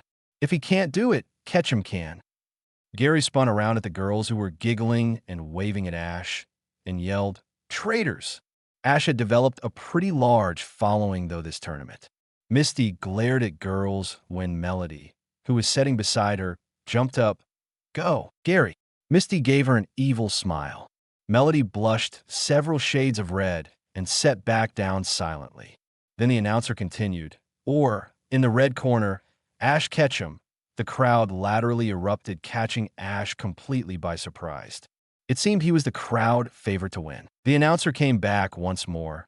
Both participants have dedicated this match to their hometown of Pallet Town, which was destroyed in a nightmarish fire earlier yesterday. Both Gary and Ash started with weaker Pokemon, Cyndaquil, and a Charmander. As the battle began, Misty heard someone sit down beside her. She looked around as saw Prisma of the Elite Four in the seat beside her with a warm smile on her face. Why, hello, Misty. It has been a while. Misty's eyes went wide. Prisma, what are you doing here? I can't watch a match. It's too bad I won't get to face Ash this year. Misty looked angrily at her. What do you mean? Are saying you don't think ASHLL win? The Pokemon Master just smiled at her. Oh no, I have a lot of faith in that young man. But win or lose, I won't get to battle him. Now Misty was confused. What? Prisma's smile grew wider. I'm not the only one impressed with Ash's performance. Lance said if Ash wins the tournament, he's going to challenge him, bypassing the rest of the elite, including myself. If Ash wins against Lance, he will be named a Pokemon Master and offered a place in the elite. Misty was now ecstatic. All right, if this don't cheer him up, nothing will. Prisma grabbed Misty's mouth before she could say anything. Be quiet. Lance wants it to be a surprise. She then turned her attention to the match. Ash's Cyndaquil had Gary's Charmander on the ropes. I've only seen one other trainer that good, Red Ketchum. Say Ash isn't any relation to Red, is he? Misty nodded. Yeah, Ash's Red son. Prisma's smile went even wider. Well, if that's the case, if he's anything like his dad, this will be a good tournament. When the two looked back at the match, they saw that Ash and Gary were already on their second Pokemon. Gary was using a Vaporeon, and Ash was using Pikachu. With a single Thunder Shock, Vaporeon was crispy. Gary recalled his Pokemon as Ash called back Pikachu. All right, we've had enough fun now. Let's haul out the big guns, Gary said as he threw a Pokeball, and in a flash, the mighty NEI stood on Gary's side of the ring. All right, this could be fun. Go Lugia. The stadium was silent as everyone stared at the legendary Pokemon standing or floating in Lugia's case in the ring. It has been some time, NEI. I see you yourself have found yourself a trainer. Lugia said to NEI, but only to NEI's mind. No one else heard their conversation. Yes, old friend, as did you. I see it as the chosen one, no less. You do know what prophesy says will happen once you have been captured. Lugia nodded. Yes. The time of destiny is indeed at hand, Lugia said, as the ancient prophecy of the time of destiny ran through his mind. Once one of the two guardians is tamed, a dark shadow will cover the land, a shadow in the form of an evil army, led by two fallen heroes. Then two rays of hope will rise up against the darkness, one from the light and one from the darkness itself. Apart they will fail, but once reunited, the world shall be saved. Shall we begin this match? Lugia said, unnerved by what he knew was soon to happen. Lugia sent a hyper beam at NTI, but it leapt into the air and sent its own blast at Lugia. "You are as good as I expected, Lugia," NTI said as it sent another blast at the gigantic Pokemon. Lugia then began to power up for an Aeroblast. Lugia sent it, and it hit NEI dead on. NEI slid back a few feet, but stayed on its feet. NTI then returned with a massive fire blast that knocked it out of the sky. Lugia got back to its feet and glared at NTI, its eyes glowing blue. Lugia then sent a massive psychic blast at NTI. This knocked NEI down, and this time, it didn't get back up. Gary nodded respectively at Ash. He knew when he had been defeated. The announcer was at a loss for words as he finally said, "The winner is ASH Ketchum." Misty jumped from her seat and ran down to congratulate Ash. She ran up to him and wrapped her arms around his neck. Ash just pushed her away. "I'm hungry. I'm going to take my Pokemon to the Pokemon Center and grab a bit to eat. I'll be back at the hotel in about an hour or two. I guess I'll see you then," Ash said coldly as he walked past the heartbroken Misty. Pikachu sat on Ash's shoulder and watched Misty fight back tears. "The hell you do that for?"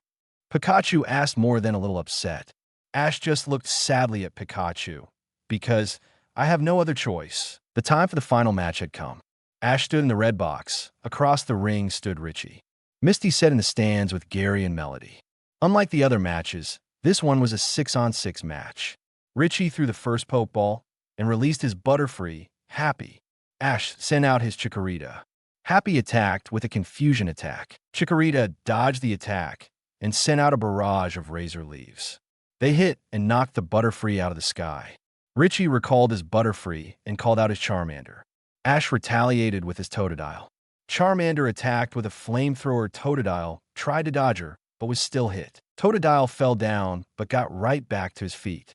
It then sent out its Hydro Pump, taking Charmander off guard.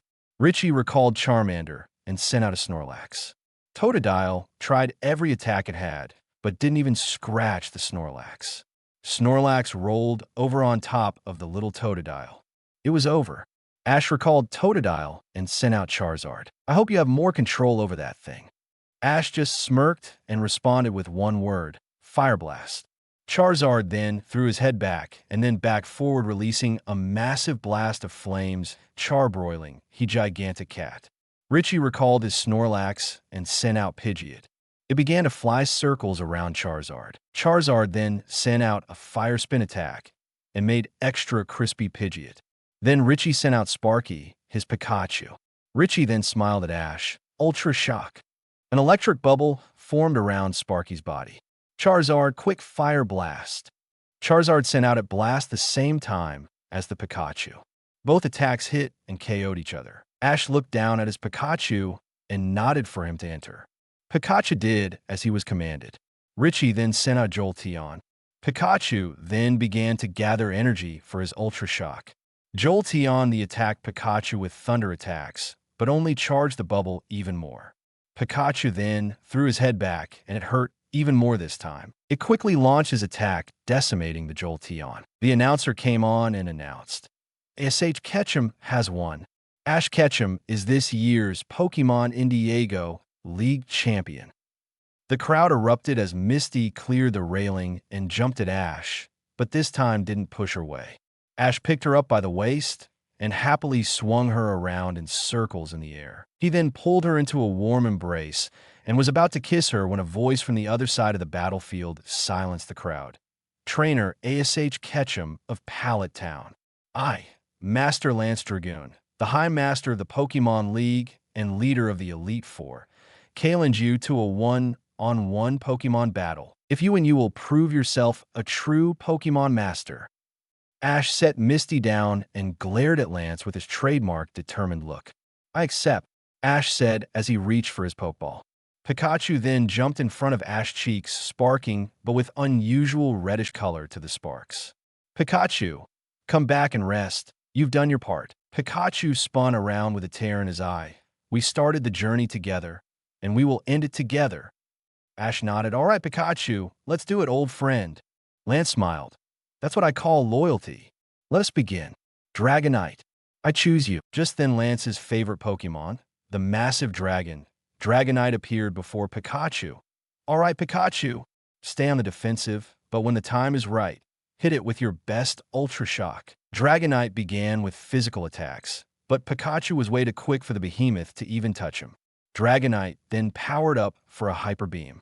The blast hit close, but Pikachu only had messed up fur. Dragonite then began to power up for thunder attacks. Pikachu saw the window of opportunity and began to power up for the Ultra Shock. Dragonite sent out several thunder attacks, but they were all absorbed into Pikachu's electric bubble. Pikachu then threw its head back to absorb the bubble, but something went wrong, terribly wrong. Pikachu gripped his glowing cheeks. ASH. Something's wrong. Help me. Help me. Pikachu's cries were heart-wrenching. Ash started to run to his friend when a massive explosion threw him against the wall. The crowd thought it was a self-destruct attack, but it wasn't. The announcer came on and said, Dragonite is unable to continue. Ash Ketchum has won. Excuse me, Master Ash Ketchum. But Ash didn't hear him. The crowd cheered wildly and chanted his name, but Ash didn't hear them. Misty was by his side, asking if he was okay, but Ash didn't hear her. His mind, filled with fear, blocked out all sound. He pulled himself to his feet and ran to the center of the ring. He ran past the KO'd Dragonite and saw a large crater in the area where Pikachu was standing. Ash tried to call out to Pikachu, but found his voice didn't want to work. He looked in the center of the crater and saw Pikachu. His first Pokemon and best friend lay limp. His once chubby cheeks were now swiveled up and bloody. The once red circles on his cheeks were cold gray. Ash picked up his fallen partner and held him close to his chest. Pikachu. Ash asked as Pikachu's eyes slowly opened. Did I get him? Pikachu asked weakly. Yeah, you got him, we won. Ash said, tears flowing freely. Pikachu smiled a little. Looks a little like you don't need me anymore. He said, also crying. No, Pikachu, I still need you. You're my best friend, my partner. You can't leave me. Ash cried. Oh, and no, that's Misty's job now. And I'll never leave. Why you? I'll be all right there. Pikachu stuttered weakly as he nudging the center of his chest with his face, leaving a blood stain on Ash's shirt. Pikachu then looked back into Ash's eyes. Thank you. B before I met, why were you? I hated humans. B because Tite killed my FF family and Tite hurt me. But then Misty, Brock, Tracy, and little Togepi, you became my family. Ash, you're not my master. And you're not my best friend. You're like my brother. Pikachu's head then fell to the side as Ash began to shake him. See, come on, Pikachu. Stop playing around. Why you can't go like this? Please wake up. Come on, wake up. Pikachu. Pikachu. PPPIHKKKCCCHHHU. See, come on, Pikachu. Stop playing around. Why you can't go like this? Please wake up. Come on, wake up. Pikachu. Pikachu. PPPIHKKKCCCHHHU. Ash yelled as he held Pikachu tight to his chest. Lance ran up to him. He's still alive? Barely. We might still have a chance to save him. Lance then ran over to his Dragonite and sprayed a super potion on it. Dragonite got back to his feet and looked at his master. Dragonite, take Master Ash and his Pikachu to the Pokemon Center now.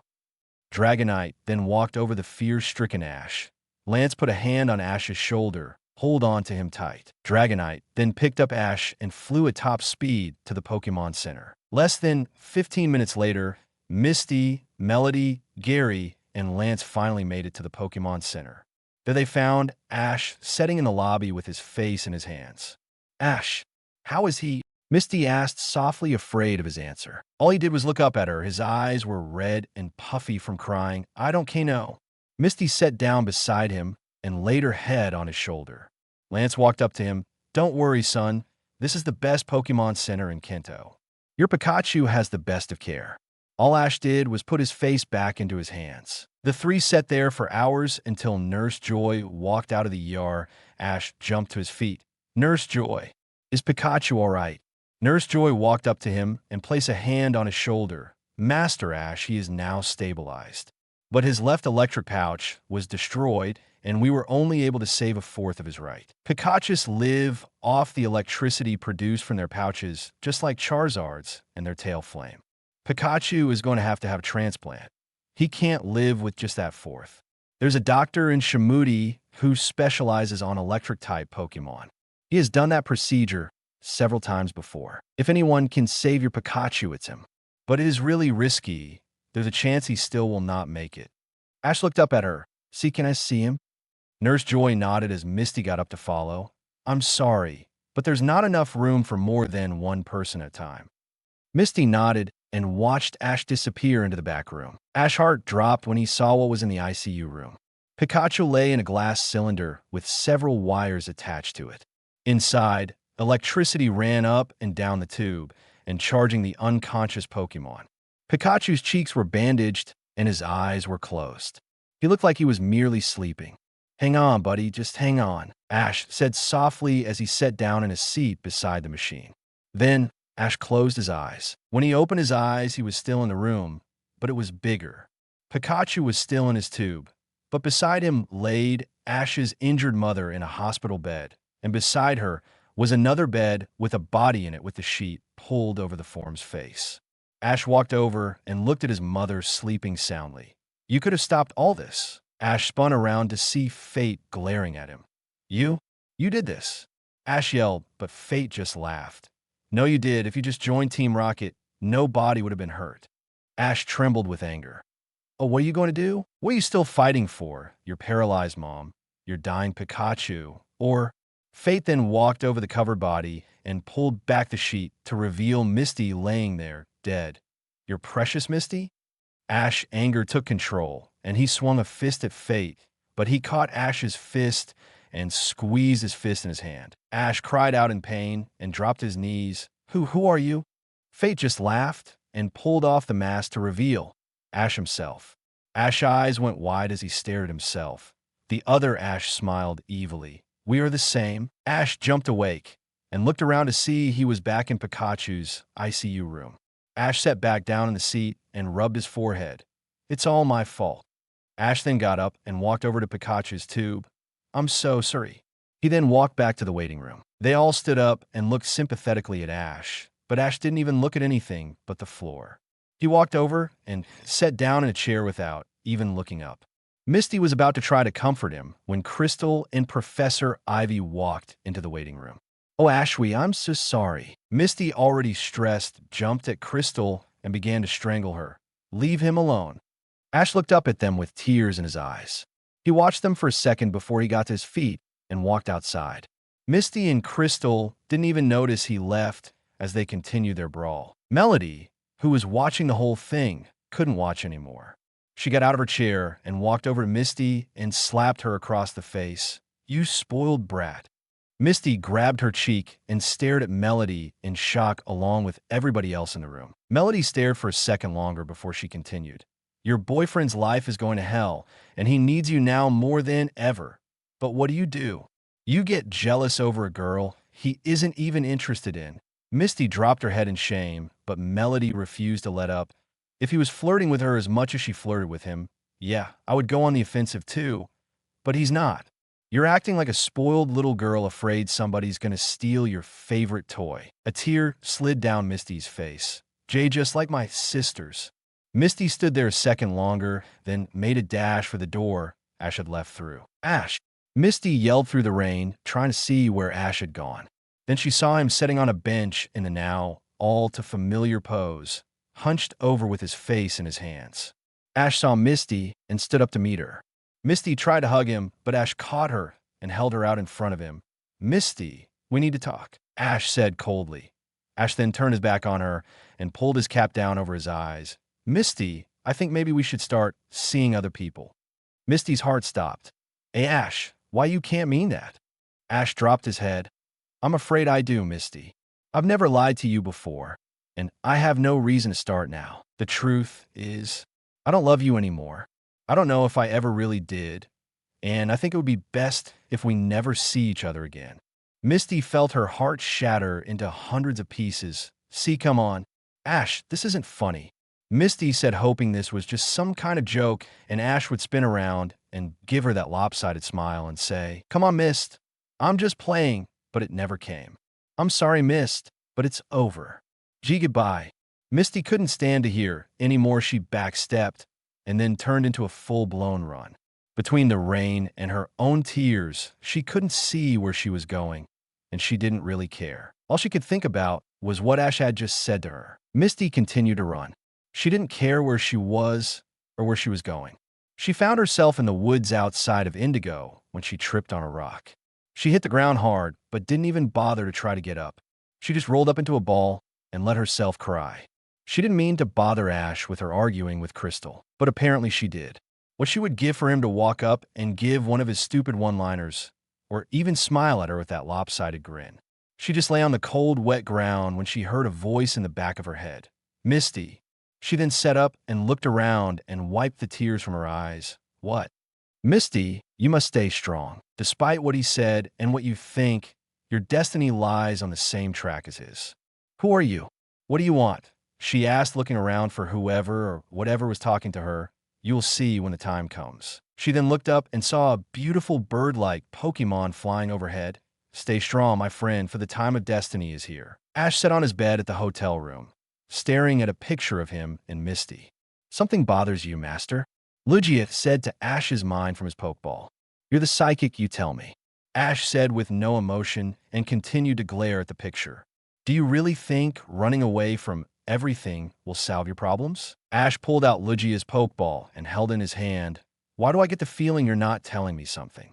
All I can say is you can try, but running away will only postpone the inevitable." "I don't see how. Mom won't follow me. Pikachu probably won't be around much longer, and Misty pretty much out of the picture now. What else can that monster do to me? You could always face him." Ash lay back on his bed. "Yeah, how can I do that? I don't even know who he is. All I can say is it will all work out." Misty got up and started to walk back to town. At least it stopped raining, so the walk wasn't that torturous. She still felt like her insides were torn to pieces, but at least she now had something else to think about. "Oh, my eyes, why?" A teasing voice echoed through the woods. Misty stopped dead in her tracks. She knew that voice. "F fate." The voice echoed again. "Misty, where are you? I'm going to find you." Misty then started to run toward town. She had to get to Ash. It didn't matter if he wanted to see her or not. That psycho was after her now, and she needed help. She ran, cutting corners, through trees, staying off the trail as much as possible. Then when she shot around a tree, she ran into a figure. Safe fell down on the ground, and without looking up, she started to talk. "OH, thank God. There's a killer after me. Please, you've got." Her voice broke when she looked up and saw that the figure was in fact Fate. Misty then started to crawl backwards in a futile attempt to get away. "Please, stay away." Fate giggled and reached for Misty, but ended up with a mallet to the head. Misty got up and continued to run toward town. Misty then felt her feet go out from under her as she fell into a large pit. She pulled herself to her feet and looked up, praying that it was just Jesse and James. It just wasn't her day. She looked up again and saw Fate peering over the edge. "Gotcha." Ash walked back to the Pokemon Center. Gary and Melody will probably be angry. Ash really dreaded facing him, but what he dreaded most was facing Misty again. He always hated to see her cry. He walked into the Pokemon Center and saw Gary and Melody still in the lobby. Hi guys." "Hey Ash. No word yet on Pikachu. Where's Mist?" Ash dropped his head and explained what had happened. They both glared at him and said in unison, "What the heck are you thinking?" Ash dropped his head. "Maybe if I make it look like I don't care about her, maybe Fate will leave her alone and would just come after me." Just then the door of the Pokemon Center swung open and a bruised and bleeding Brock limped in. "Ash." Ash then dove at his friend. "Fate. I know who Fate is," Brock said as his head fell forward. Ash shook him a little, but saw he was out cold. Ash helped Brock on a stretcher as Nurse Joy dressed his wounds. "Once Brock wakes up, he'll probably kick himself for a month missing this," Ash said jokingly as Nurse Joy bandaged most of Brock's body. Ash walked out of the back. Brock was still out, and Pikachu showed no change. He looked at Gary and started a conversation when a brick flew through the window. Ash picked it up and saw something wrapped around it. He looked at it, and all the color left his face. There was a knot with directions to an old warehouse. But what scared him was the fact that what attached the note to the brick was Misty's hairband. He has her. Ash then grabbed his belt and started out the door. Ash, where are you going? Call Officer Jenny first. Ash just looked at him. No time. One way or another this ends tonight. Ash then dashed out the door straight towards the warehouse. Ash entered the door of the warehouse. He eased around every corner till he saw two figures standing in the center of the warehouse. What took you? Ash walked out and faced them. Fate stood behind Misty with a knife at her throat. Ash. Misty stuttered through fear. I'm here, Mist. I won't let her hurt you. Misty smiled a little as Fate pressed the knife closer to her skin. What do you want? Ash asked, easing a little closer. You know what we want. Another familiar voice spoke from a shadow behind them. Ash smirked. How did you get out? Amanda walked out. What can I say? I have friends in high places. Fate then spoke up again. You know, Ashwee, that was a smart move. Breaking up with Misty so we wouldn't bother her. Smart, but not smart enough. Wallop be. Join us or lose your girlfriend. Fate then made a small cut on Misty's neck, causing a small stream of blood run down her neck. Don't do it, Ash. Please save yourself. Ash looked sadly at Misty, then at Fate, and then Amanda. Let her go. Once she has gotten away, I'll do whatever you want. Fate let go of Misty, and she ran to Ash. She wrapped her arms around him into a tight hug. Ash, no. Please, let's go. Now we can get away. No, we can't. They will hunt us till we're both dead. As long as I know you're all right, they can do whatever they want to me. Before Misty could say anything else, Ash gave her the most passionate kiss he could muster. Ash finally pulled away and looked in her eyes. Please go, and don't look back. Misty turned and ran out of the warehouse. Before she left, she turned back to Ash and mouthed the word, I love you.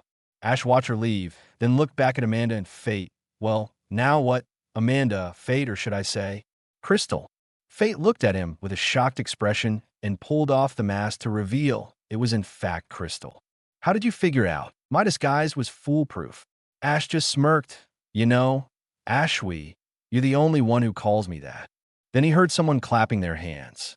Bravo, bravo. You'll make a fine member of my team. Ash looked around and his eyes went wide. A man walked out of the shadows wearing a red and black suit and tie.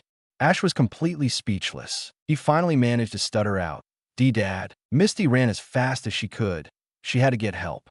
Ash was all by himself with not only the hand of Fate, but also Amanda, the former Dark Master. And the reason he was there, right now, in danger, was to protect her.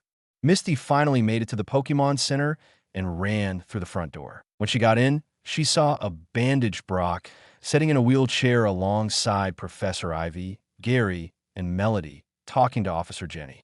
Gary saw her and jumped to his feet. Misty! Misty ran to them. We have to help Ash. He's in way over his head. With tears in her eyes, Misty told them what had happened. After that, Brock repeated what he told Officer Jenny to Misty. When I got back to Pallet, I helped them to unload the van. While I dropped a suitcase, it flew open and some body armor and Hand of Fate's costume. When I looked closer, saw whose case it was, and before I could say anything, I got bonked in the back of the head. Fate beat me up and left me for dead. But she underestimated the power of the Brock. Misty looked concerned at her friend. By the way, the suitcase belonged to Crystal. Meanwhile, back at the warehouse, I have been watching you for quite some time now, son. You have become a great Pokemon trainer. Excuse me. As of today, Pokemon Master. Giovanni said as Ash stared in disbelief. D-Dad, you mean you're with Team Rocket? Ash said, hoping this was just a bad dream. Well, Adrian, I am Team Rocket. I had Miss Page there do all this in an attempt to remove any distractions that would make you turn you back on your rightful place at my side. Ash's eyes narrowed. You are the one behind all this? Giovanni smirked. I am afraid so, but nonetheless, it was effective. So now, I think Miss Page has already made you the offer. I have the money, the power, the connections, and a large enough army to take Kinto and even Jado, but all I lack is a second in command. What do you say? Let us rule the world as father and son. Ash looked him square in the eye. And what if I refuse?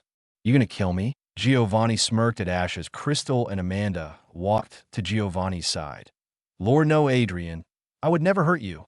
But I would be careful. I believe you and you traveling companion. What is her name? Missy? No, it's Misty, isn't it? Have become very close. I would really hate to see the poor girl get into any accidents, wouldn't you? Ash dropped his head and tried to come up with any ideas on how to get out of this. But all he could think of was the idea of Misty getting hurt, or worse, because of him. Ash then whispered to himself, Mist, please forgive me. Ash then looked up at Giovanni. Okay, you win. I'll join you. Very good, my son. I knew you would come around. Less than an hour later, Misty, along with the others and a SWAT team, entered the warehouse, but only found Ash's cloths, folded neatly on a box with his prize Pokemon League hat setting on top. Misty picked up the hat and held it tight to her chest and started crying. Then they heard a massive explosion. Sounded like it came from the stadium. Officer Jenny said as they all ran to the stadium. Inside on the floor laid the Elite Four, all dead. Standing over them were Giovanni, Crystal, wearing the mask again, Amanda, and someone else wearing the same outfit as Crystal. Misty and Gary were the first ones to the floor. What have you done with ASH? Misty yelled angrily at the group. Giovanni laughed at her, then snapped his fingers, and a small army of rockets surrounded the Misty and Gary. Take them prisoner, and then later release them outside. Giovanni then turned to the other hand of fate and whispered something to him, making him drop his head. Then he spoke up again. The time of the Red Empire has come, and the time of hiding is over. Hands of fate, remove your masks. Giovanni ordered while smirking back at the other fate. Crystal jerked off the mask proudly while the other took the top with trembling hands and slowly pulled up. When the mask was off, Gary and Misty gasped in horror. They both stared for a moment when Misty finally broke the silence. Ash.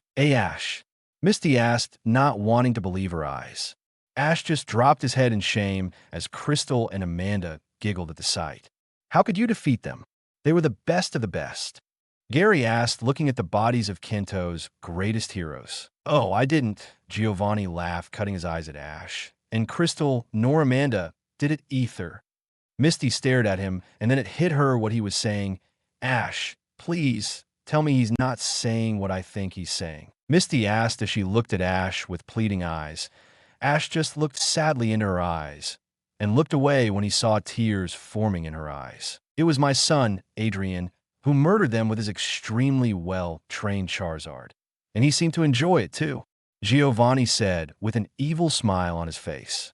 Misty let a tear slide down her face, making Ash's heart shatter. All right, men, take them outside and let them go, just like my son and I agreed. Then a group of guards took Misty, Gary, and the others and dragged them toward the door. Misty tried to fight free. Ish, wait, and oh, please, Ish, please let me just talk to you, please. Misty yelled as Ish silently watched them drag her away. After they disappeared outside the door, Giovanni looked down at Ash. I let her live. If you continue to do as you were told, no rocket will touch her in any way. Ash narrowed his eyes at him, but just dropped his head. He then felt someone snuggle to his side. Don't be sad, Ashwee. Just forget about that stupid Carrot Top. You still got me. It'll be just like old times. Crystal said, making Ash feel sick. Remember, Ash, as long as you keep us happy, your little girlfriend can keep breathing. Amanda added with a hateful tone. Ash looked up to his father and saw that he only laughed. Ash then looked down at his feet and thought, all right, catch him. How are you going to get out of this one? The guards threw them out the front door of the stadium. Officer Jenny, Gary, and Jenny's assistant all sat where they landed, but Misty jumped as soon as she landed and began to beat on the door of the stadium. ASH, open up. You just can't let it end like this, Ash. Please, ASH, please. Misty said, now merely leaning against the door crying. Come on, it's dangerous to stay out in the open like this. Let's get back to the others at the Pokemon Center. Gary said, trying to calm Misty down. Misty looked at him, then back at the door, and then finally nodded in agreement, and they all walked silently back to the center. When they got back, they told Brock and Melody what has taken place. Before they could talk too much about it, a news special report came on the television. Attention, this is a special report. Live from the capital of Kanto, Indigo City. Kanto has been overtaken by a group of revolutionaries calling themselves the Red Empire.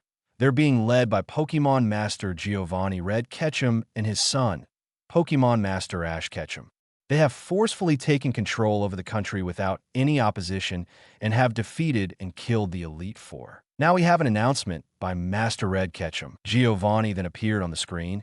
Attention, good people of Kanto. I would like to announce that I will now be in complete control over this country. Anyone who challenged my rule will have to face my hands of fate. My son, Adrian, better known as Pokemon Master Ash Ketchum, and his future bride, Crystal Page. That last part about Crystal made Misty's heart stop. Future BB bride? She jumped from her seat and ran up the stairs to her room and locked the door behind her. She dove into her pillow and began to cry her heart out when that strange voice returned.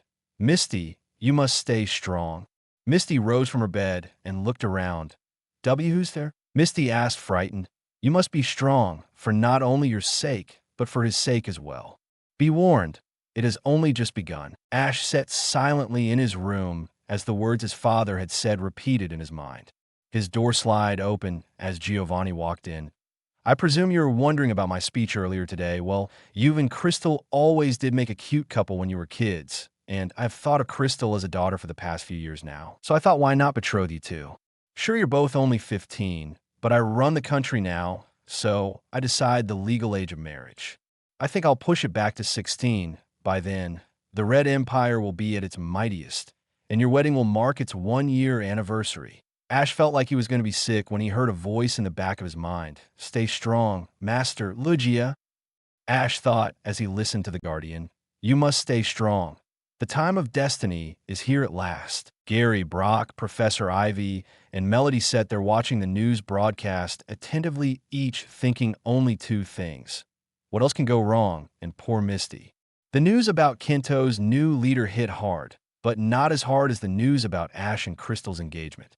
Another thing that was on their minds was how Misty was taking it. A loud crash and extremely loud crying answered the question. Brock started to get up, but Melody shot up. Maybe I should be the one to talk to her, girl to girl. Besides, Brocco, you've been beaten up enough as is. Brock then looked his bandages over, and though a good hit from Misty's mallet just might finish him off, cool, go right ahead. Melody looked at him suspiciously, but just nodded and headed toward Misty's room. She walked right past Togepi, who nobody seemed to notice the angry expression on his face as he watched the news, not even the fact that his eyes were glowing reddish blue. Meanwhile, back at the stadium, Ash stayed quiet till his father and his shadows, Amanda and Crystal, left the room. Once he was satisfied they were out of earshot, he pulled out his pokeball. Lugia, what are you talking about? Time of destiny. Then Lugia spoke to his mind. Master, I speak of your true destiny, what you were born to do. Ash looked puzzled at the pokeball. Exactly, what does that mean? That? I cannot tell you. You'll have to wait and see for yourself. All I can tell you, my friend, is trust yourself and stay strong. You have a very hard road ahead. Ash just made a deep sigh and replaced his pokeball. He then walked over to the window and looked out. He watched a group of rockets march out front. He turned and leaned his back against the glass, his thoughts resting on one person, Misty. Misty continued to cry and throw anything she could get her hands on. Thank God Togepi was downstairs. Melody knocked on the door. Misty, is it safe to come in? Misty got up, walked over, and unlocked the door. Then she walked back and hugged her pillow again. You okay? Melody asked, knowing the answer. Misty just got up and walked over to a full-length mirror. I don't see how I stood a chance against Crystal in the first place. Melody looked surprised at Misty. What are you talking about?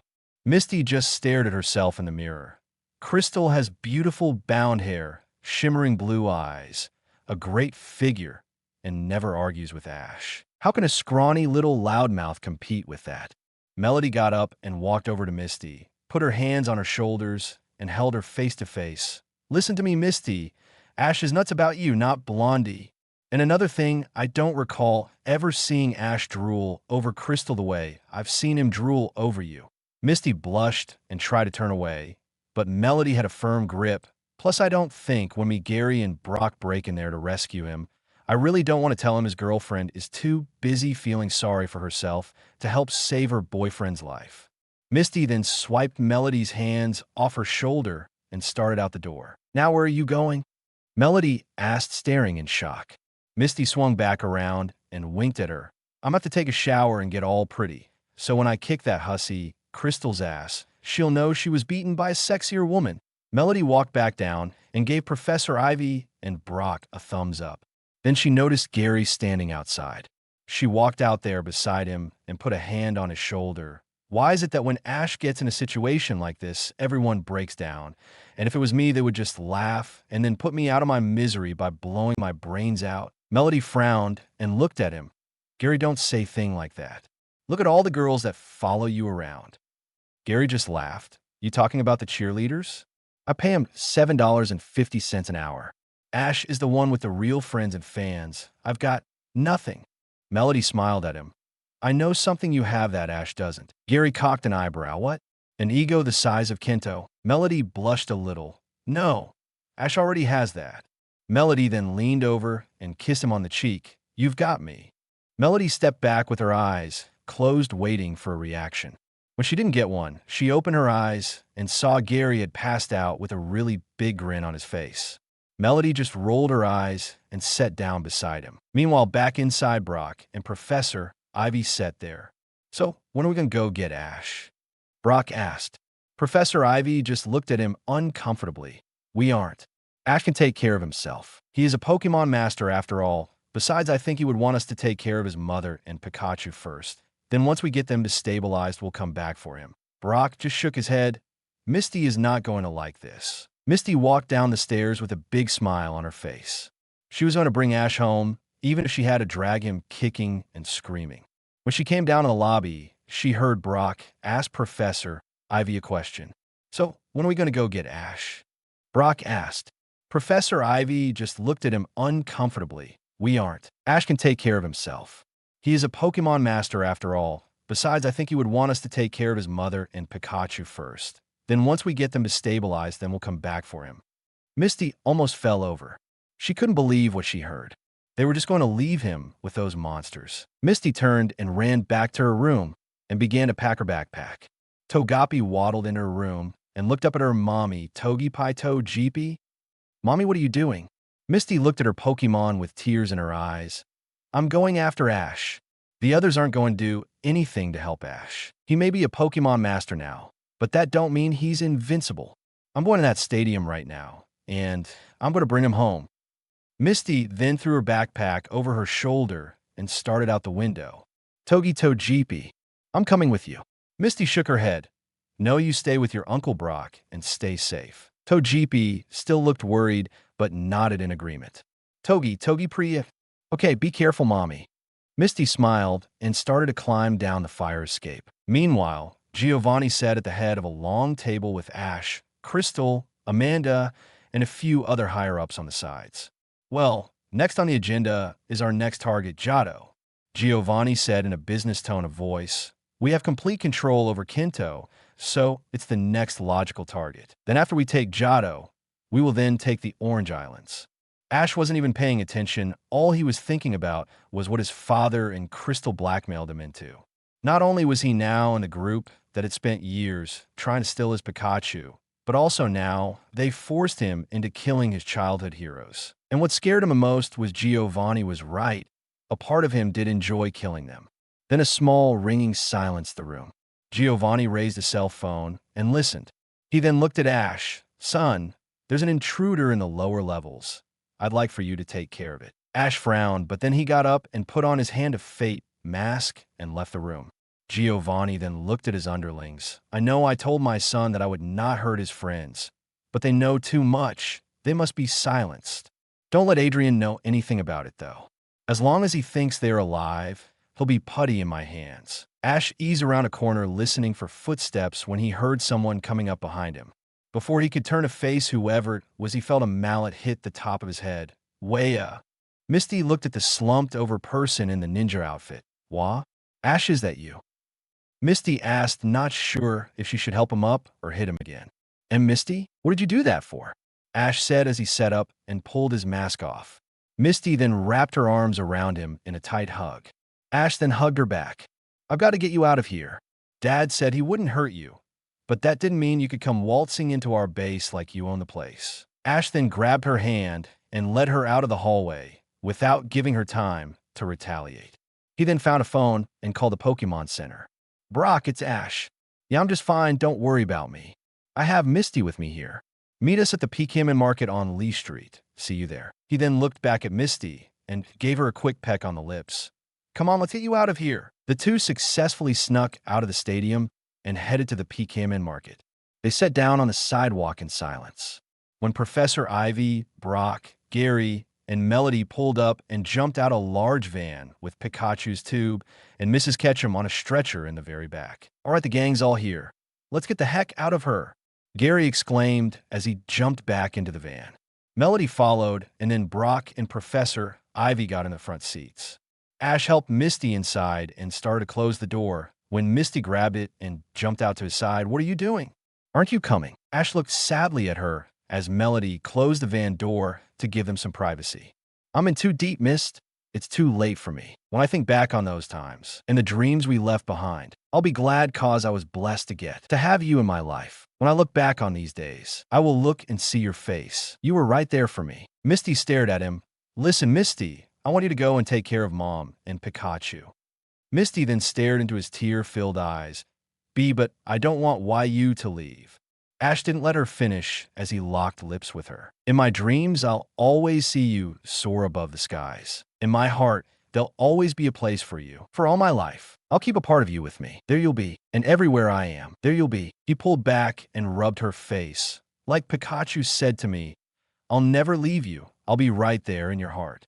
Someday, somehow, I will find a way back to you. You show me how it feels to feel the sky within my reach. And I always will remember all the strength you gave to me. Your love made me make it through. Oh, I owe so much to you. You were right there for me. In my dreams, I'll always see you soar above the skies. In my heart, there'll always be a place for you. For all my life, I'll keep a part of you with me. And everywhere I am, there you'll be. Misty let a tear slid down her face as she kissed him one more time, and Ash once again helped her into the van.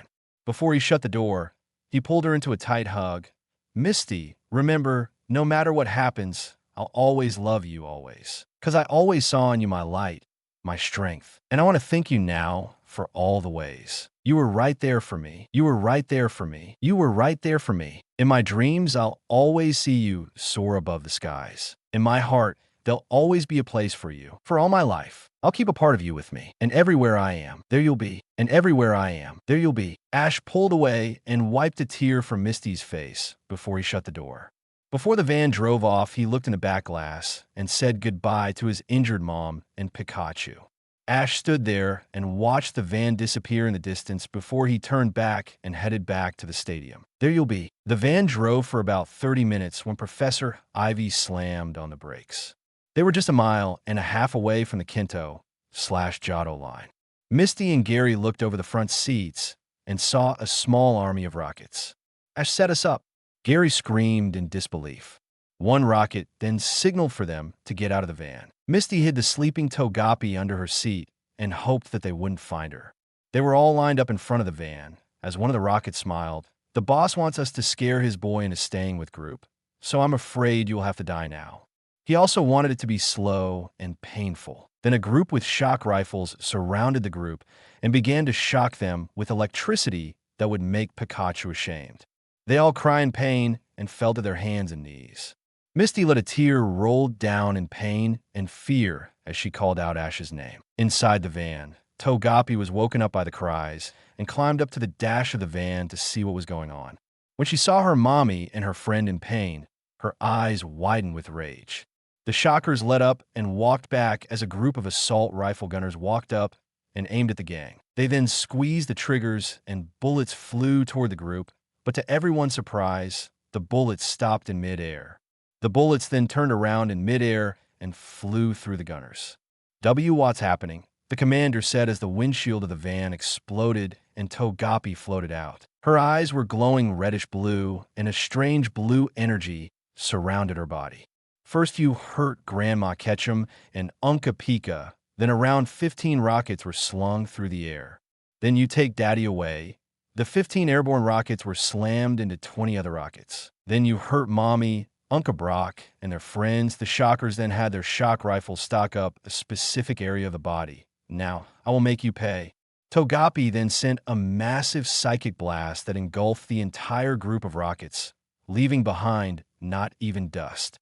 Togapi then slowly returned to ground and fell asleep. Misty got back to her feet and picked up the sleeping Pokemon and held her tight. Togapi, how did you get so powerful? Professor Ivy then signaled for them to get back into the van before reinforcements catch up. They all got back into the van and headed toward the Kinto/Johto line to safety for now. Not the end. Epilogue. The van continued to drive in silence. Misty sat holding Togapi fast asleep. Gary sat with his head on the glass, sleeping with Melody sleeping on his shoulder. Brock sat on the passenger seat, dreaming about Officer Jenny and Nurse Joy, while Professor Ivy watched the road while complaining to herself about the lack of a windshield. Nobody noticed the flying, cat-like creature flying beside the van. It had pink, furless skin, rabbit-like feet, and large blue eyes, which never left Pikachu's tube. Then as soon as it appeared, it disappeared with only one sound. Mew. Thanks for watching, guys. Hope you all are enjoyed this video. If you do, please leave a like, share, and subscribe. Also, don't forget to support author of this fanfic. So let's end this video here. Until then, see you in next video.